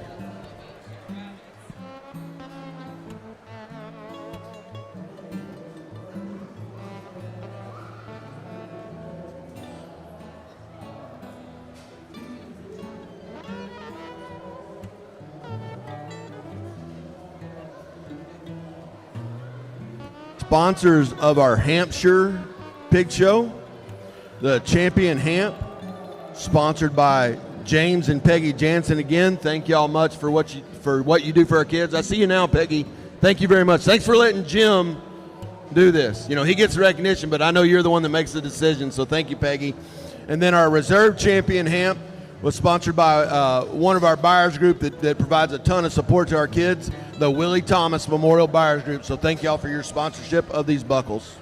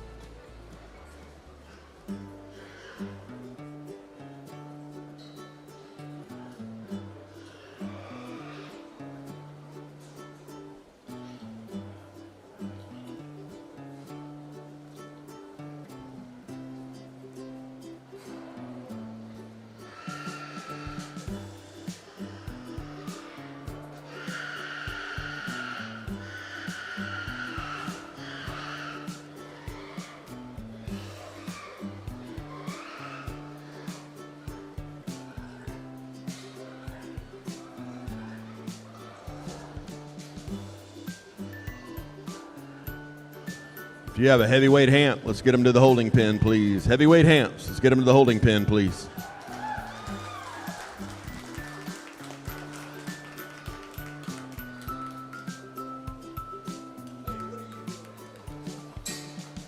Well, you're probably wondering why it took me so long, because I'll be honest with you, I mean, the gilt that ultimately wins the class, she was winning the class when she came in the ring.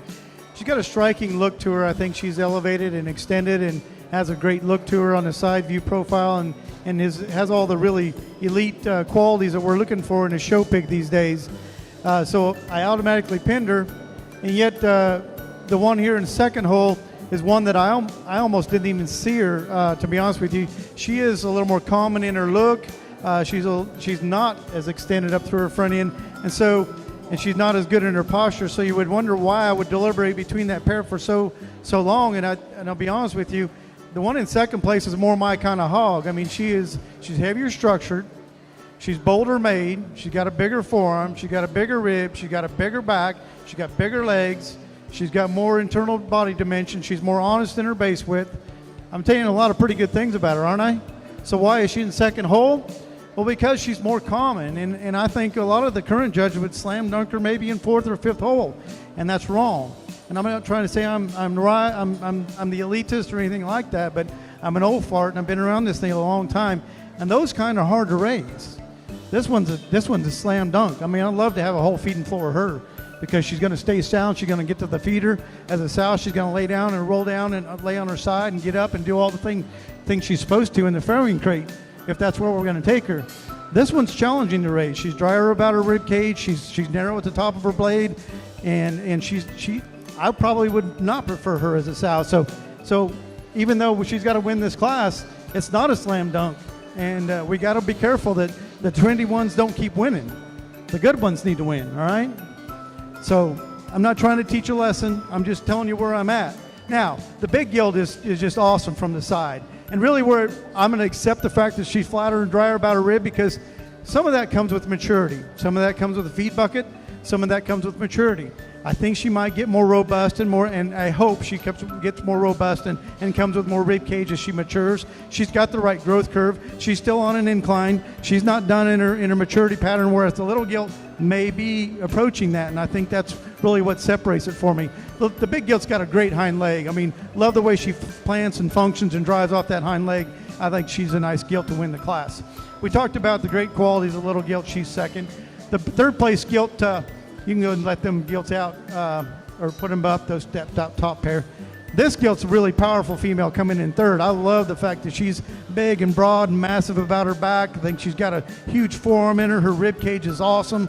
She's just too quick in maturity. And really, I think I could accept her a little bit more if she would just bring that hawk set inside. You know, if you had 100 of her, you're going to have some of them over here on the bell curve that are just not very good in their hind leg structure. And so we've got to make her better there to really fall in love with that one. Fourth hole we've got coming out next. We got a young man that's got another good profiling barrow or gilt, Hampshire gilt. Love this gilt from the side view profile. Another one that's got a big, massive back in her. I love the freshness in her top line. She closes up and gets narrow at the ground. Needs to handle her hind leg structure a little bit better.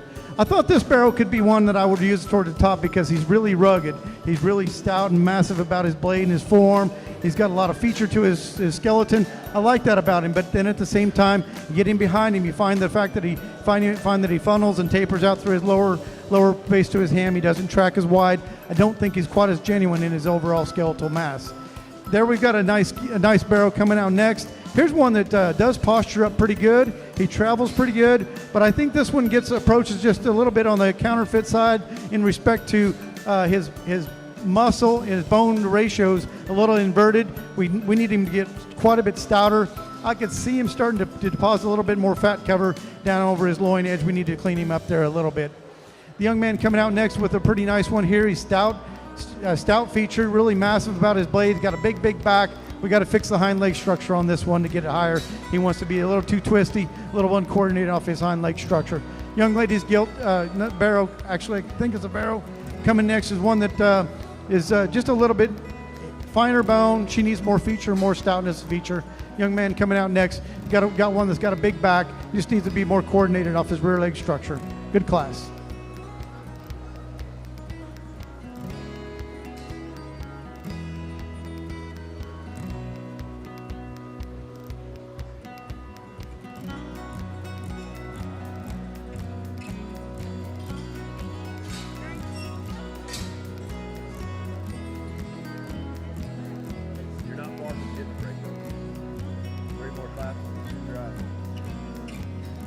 Results from Class 10 middleweight Hampshires.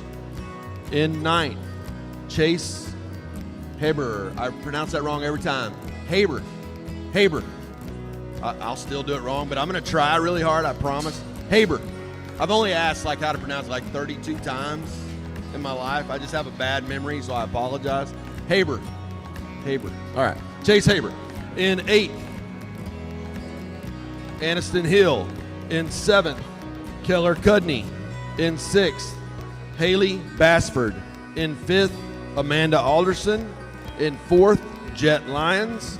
In 3rd, Madison Alexander. In 2nd, Ella Sandoval. And your class winner from class number 10, medium weight Hampshires, goes to Grace Harney from Wimberley FFA. Congratulations. All right, again, this is our heavyweight Hamps, which is class number 11. Right after this, we will drive our Hampshire for Champion Hampshire. If you have a class 12 lightweight York, be getting ready. Do not come this way yet, but be getting ready.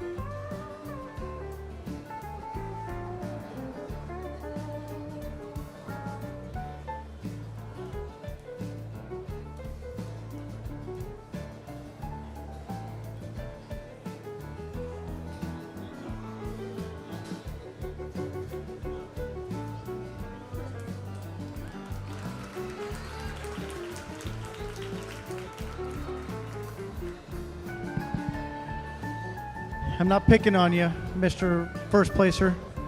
I want to help you. I want to help make you better. Okay. All right. This barrel, when he came in, I thought I liked him pretty good, but a lot of times I saw him with his rump down, his tail down, and I couldn't tell whether he was a round-made hog or a killer, you know.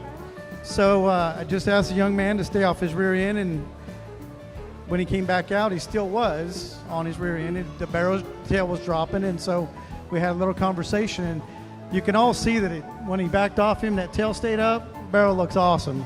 He's a class winner. And that's what I thought I saw in him when he first come in the ring, is that this guy's pretty good. But then I got to thinking, well, he's pretty round. So San Antonio, if you're going showing town, San Antonio, nobody's going to pull you aside and say, hey, let's get it right. They're going to send you to the truck. Okay? This is a lesson for everybody watching. That hog is on the truck until he gets him showed right. Then he's probably going to be a top 10er. Okay? So there's a little short lesson. And I don't want to come across as a bully or a guy with a chip on my shoulder. I sell pigs to people all across the country. And when they don't get shown right and they're in third hole, and it's like, dang, they give me the show report, and it's like, how in the world did that barrel get third? There's no way. He's that awesome. And so it kills me because it's a profitability factor. I had a champion barrel that was in third hole because it didn't get shown right. Okay? So we need to pay attention as parents, ag teachers. It's super important. Because as a breeder is trying to make a living at it, I could have had a purple banner. Instead, I got a third place ribbon. That's not cool. It cost me a lot of money in my pocket. So I want to help you all. I want you to do the best you can and learn from our mistakes. And I don't want to harp on it. I'm not trying to pick on you. I'm just telling you that this barrel was not a first place animal with his tail down, but he wins a class in a smoke show with his tail up. Okay? All right, drive him a little bit. Let's look at him because I like admiring this hog. He's got rib cage. He's got stoutness of structure. He's really sound structured. He moves right. Just a really nice individual that's got that beefy look to him. He's stout in his image. Just the right kind of barrel that's comfortable. He looks right in his maturity. I think he's an awesome hog. Needs to win the class. Second hole, we're going to go with the young lady. This is a really nice gilt on the profile. She's an extra heavy-legged, just a burly, gnarly, stout-featured animal that's got big hind legs to the point that they're almost a little bit coarse. And when you couple that with the fact that she's a little drier ribbed and not quite as sappy in her belly, that leads me to believe that she's one of those that's a little harder made and a little bit more one that could be dialed in to be awesome. But on her own, she might just be a little bit too dry. I'd like to see more rib cage in her, but she's a burly, stout-legged one that I like from the side a lot, and she's very well structured. She's a nice female. This is the kind that I'd like to gravitate to from the standpoint of muscularity, rib cage, and freshness. She's got a great hip and hind leg. Look at her plant and drive off that rear too. That's the way it's supposed to be. This gilt has to go third because she's narrow through her chest floor. Okay, when she comes at you, she's just not broad enough. You put a big, stout, square chest in her, she's going to push that class winner pretty hard because this one's got a lot of other things that are pretty cool. She needs to go third based on her chest alone. Young man coming out next. This guy should have been in the breeding hog show. I saw this gilt come in the ring, and I was like, man, why didn't this young man have her in the breeding gilt show? There's probably more money in the market, and that's a simple answer. I get it. But this one looks like a sow. She's heavy skeleton. She's super comfortable in the way she's built. Got a perfect set and slope to her shoulder. Killer hind leg. She's too high conditioned, and she don't have near enough muscle to run in this market class. But I'd like to have that kind of skeleton to work in the breeding lot. This barrel coming out next one is one that's really big backed, this gilt really big backed and really stout. And I thought I'd like her pretty well, but when she comes out, she's too conventional in her kind. She's too at the low at the point of her shoulder. But the young man did a nice job of driving this hog. When she came in, her head comes up, and she doesn't look as quick maturing when he gets her driven right. And so that's kudos to him. He got a good look and got her in the top pinhole. But after evaluation, she's too low at the point of her shoulder. She's too quick maturing, but she is stout and heavy boned. We got a real nice one here that comes next in terms of a side view profile and balance. I like this one a lot. Of the top end, she's not near stout enough to be playing with the big boys in this heavier market weight, plain and simple. This barrel probably was pretty good at one time. He's packing the right rear leg, his left rear leg. He's got some inflammation in there. I think if this one's healthy, he's a really, really nice hog, but today we've got to slide him on down. He's just not healthy on the left rear leg, but at one point in time I thought I'll bet you this guy was a pretty nice hog. This gill's really good and muscular and expressive. She needs better rear legs to be up on the top end. She rounds out of her hip too much for me. Young man has a nice sound, structured hog with a lot of product, just not as flowery, not as lean in his muscular shape. Real nice class. Good job.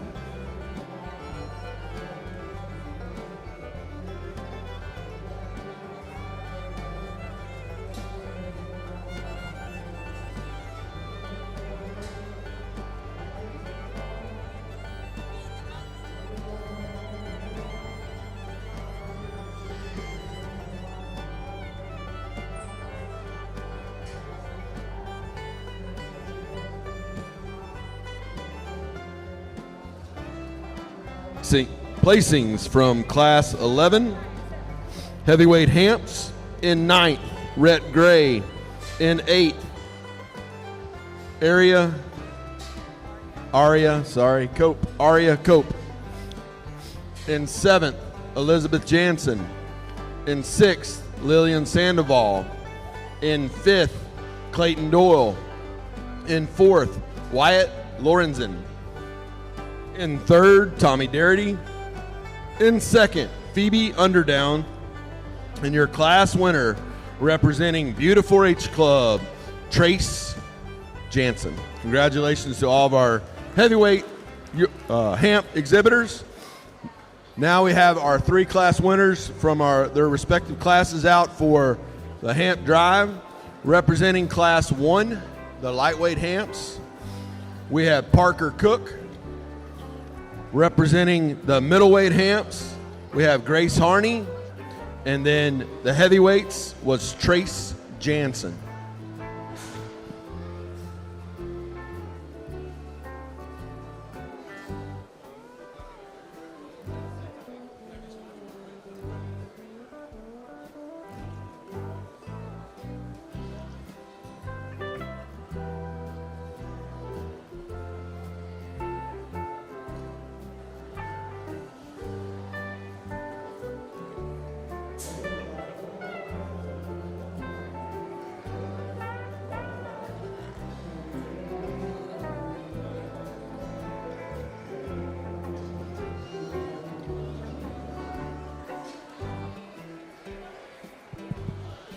We've got a really nice drive out here. Our class winners in this Hampshire division are very, very nice. Congratulations, a good set. I think it's, just like I've talked in the other breeds, we're trying to put together hogs that have the right kind of skeletal build, and then put some extra good stuff on top of that. And I think it comes down to a 2-horse race between this pair of barrows. The gilt, we talked to her in class, she's just a little drier made, and I don't think she can compete with these 2 barrows, and just to be plain and simple and honest. The barrels got more rib cage to them, they've got more mass, and they got more power, and that's what it takes to be a complete individual that's 3-dimensional and the winner. I think both these barrels are very, very similar. I don't know that it's a slam dunk. I think there's a little more muscle shape in the little hog. I think his hip and hind leg is killer awesome. I think he's got a lot of natural spread and width in his skeleton. He's really true and honest. He's got a lot of upside potential. I could see where they'd be excited to show him on down the road. The big hogs, just really, really a stout, rugged, burly made kind of barrow that's got that extra rib cage. He kind of reminds me of a steer, the big old hairy steer that's got a big soggy rib cage laying in him and a big back. He's super comfortable in his skeleton. I like him the best. He's going to be your champion.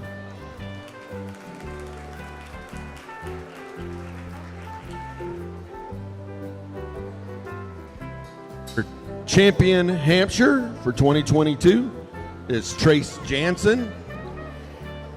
That brings out Phoebe Underdown. Phoebe now will be in consideration for a reserve champion Hampshire.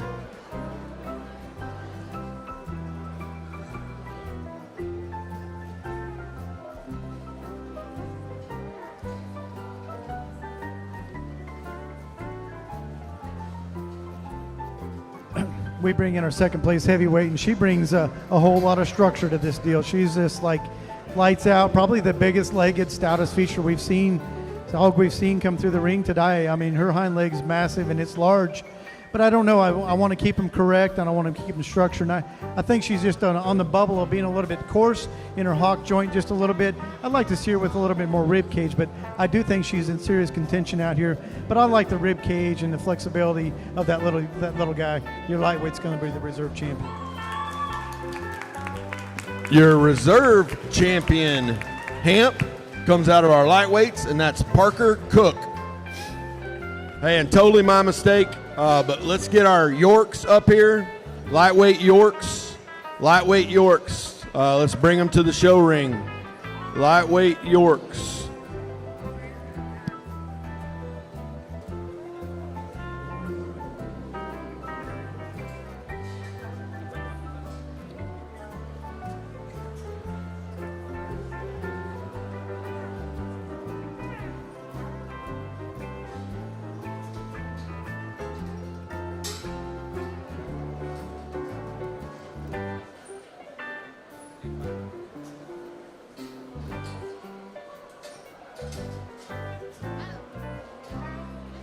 All right, again, I would like to thank the sponsors of our Hampshire show.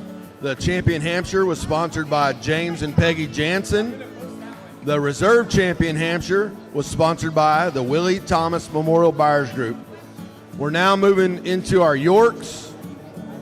The Champion York, sponsored by Mark Maples over at Maples Mechanical. And the Reserve Champion York is sponsored by Alexander Home Team. Thank you for all of our sponsors for helping us get these kids some really nice prizes and buckles. Again, right after, directly following the Yorks, we're going to take a 30-minute lunch break. For those that are watching, online, the telecast will go dark during our lunch break, but then we'll pick back up right when we start showing again. So appreciate everybody over at FBG Live for the telecast and everything they've done for that. Again, after Yorks, we're going to take a lunch break, and the telecast will go dark for the 30 minutes we're at lunch.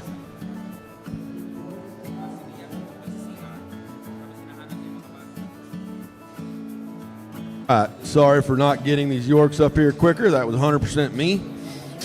Heavyweight Yorks. Heavyweight Yorks, 243 to 268. Let's go ahead and bring your heavyweight Yorks to the show ring, please.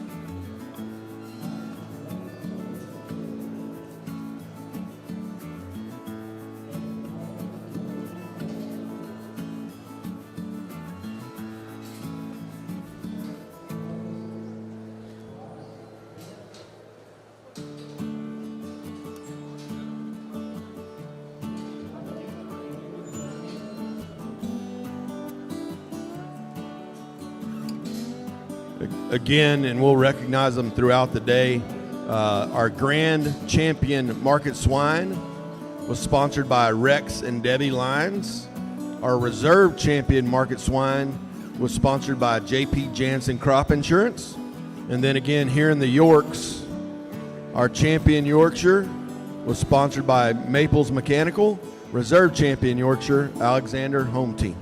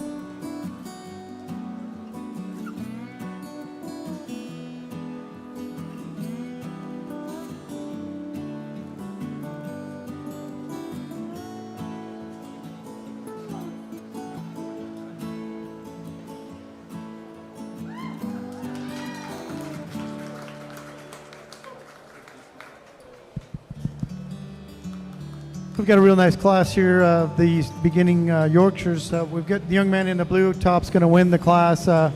This gilt's really a nice way to begin. She's got big, stout legs, and honestly, when she drives a little faster, she looks even better. That can accentuate how good and elite that hind leg structure is. She's got a nice bend into her hock there and can really plant and drive and get out and go. A long strided hog, and that's what I like about her best. But then you look at how massive she is up in her forearm. She's got a big, huge back in her. Her rib cage is nice and supple. I would like to make her a little longer, a little more extended up through her front end, and maybe a little bit more elegant from the side and up through her front end. And that's where our second place hog beats her. The young man in second has a Yorkshire that's more has better breed character. I'll say that. And I think she's sharper eared and a cleaner fronted hog that's really massive and robust about her front end. She's got a big, powerful forearm, and she's got the best back shape of anything in the class.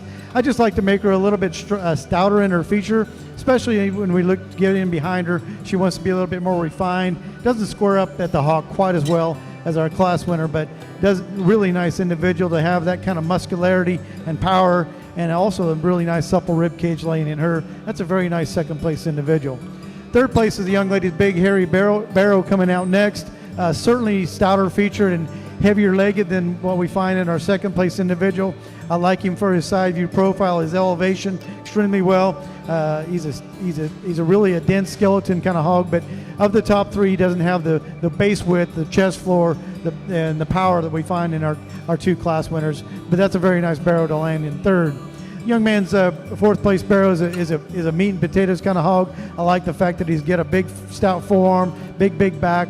Love his rib cage. He's just a little bit more common in his look. Doesn't have the presence of the posture that we find in those placed above him. Nice class.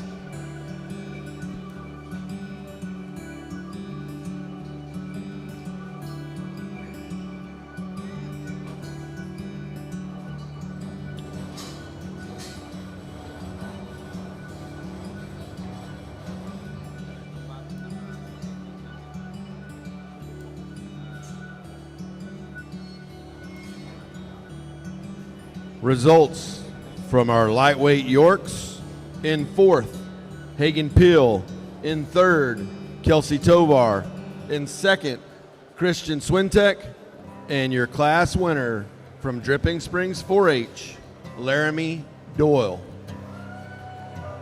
Woo, I like it. All right, now moving into our heavyweight Yorks. This is our last class, only two classes of Yorks. Again, directly following this the selection of the champion overall York, we will take a 30-minute lunch break. 30-minute lunch break after selection of our champion York.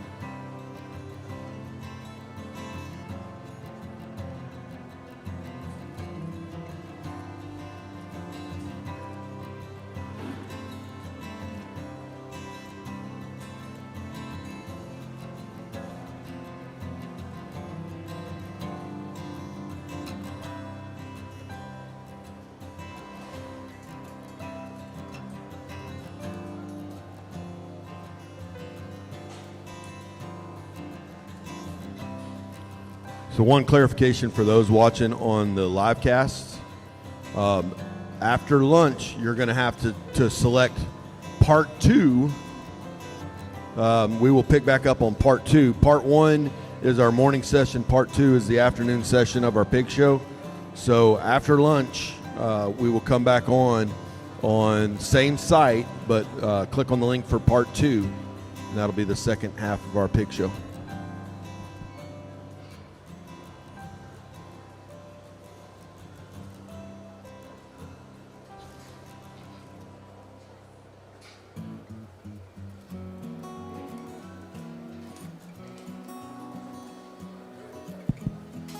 Another nice class of Yorkshires here to deal with. The young man in the center of the ring, I don't know that she's got the best look, but I think here's the one we need to land on. This one's the most genuine. Look and study the base width in this female, and then take that from the ground all the way up to her skeleton. She's just really honest and genuine in the amount of width that she has, muscularity, rib cage, and back shape. I think she's very honest and genuine in the way she comes together. I'd like to clean her up to the pull of her neck a little bit, but here's one that sounds structured and good design, and I just like the fact that she's a square build animal all the way through. Young lady's got maybe more of a massive hog, especially in terms of broadness down her back and turn and outward shape to her rib. Not that our class winner wasn't ample and very good there, but this one does excel there in those areas.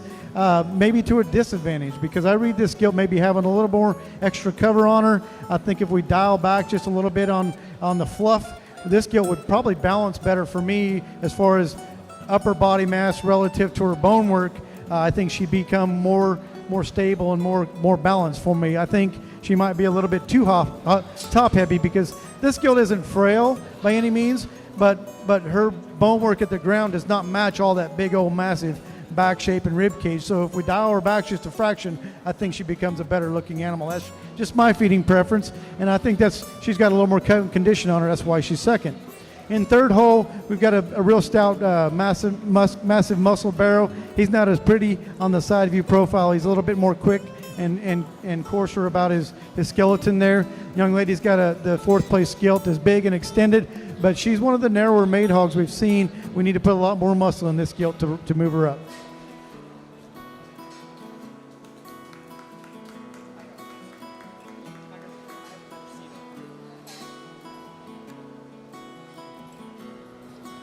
Results from our heavyweight Yorkshires, which is class 13.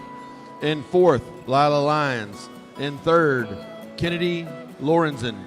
In second, Brooklyn Alexander. And your class winner from Dripping Springs 4-H Club, Carson Buas. So now we'll bring our winner of our class 12 lightweight Yorks out, which was Laramie Doyle.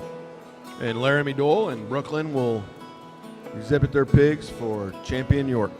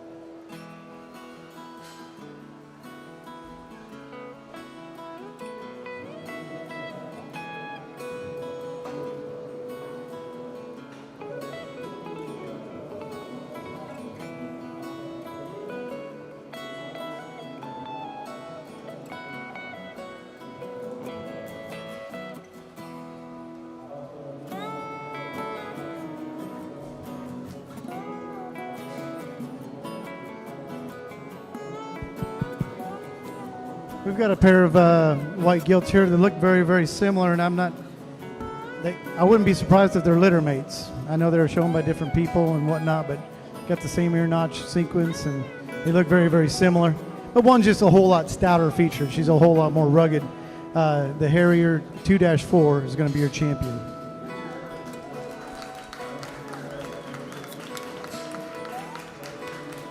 Your champion Yorkshire is Laramie Doyle. Congratulations, Laramie. So that brings out Christian Swintek for evaluation for our reserve champion.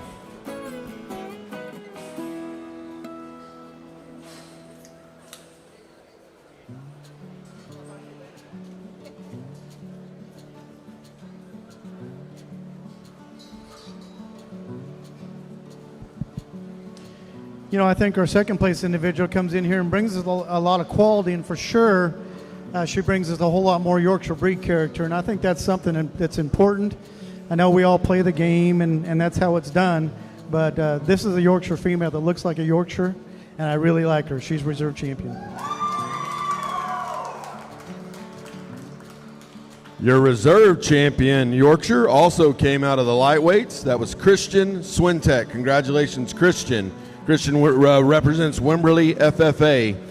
Again, it is 12:12. We're going to take a 30-minute lunch break, so we'll be back right at 12:40, 12:45 in that time frame.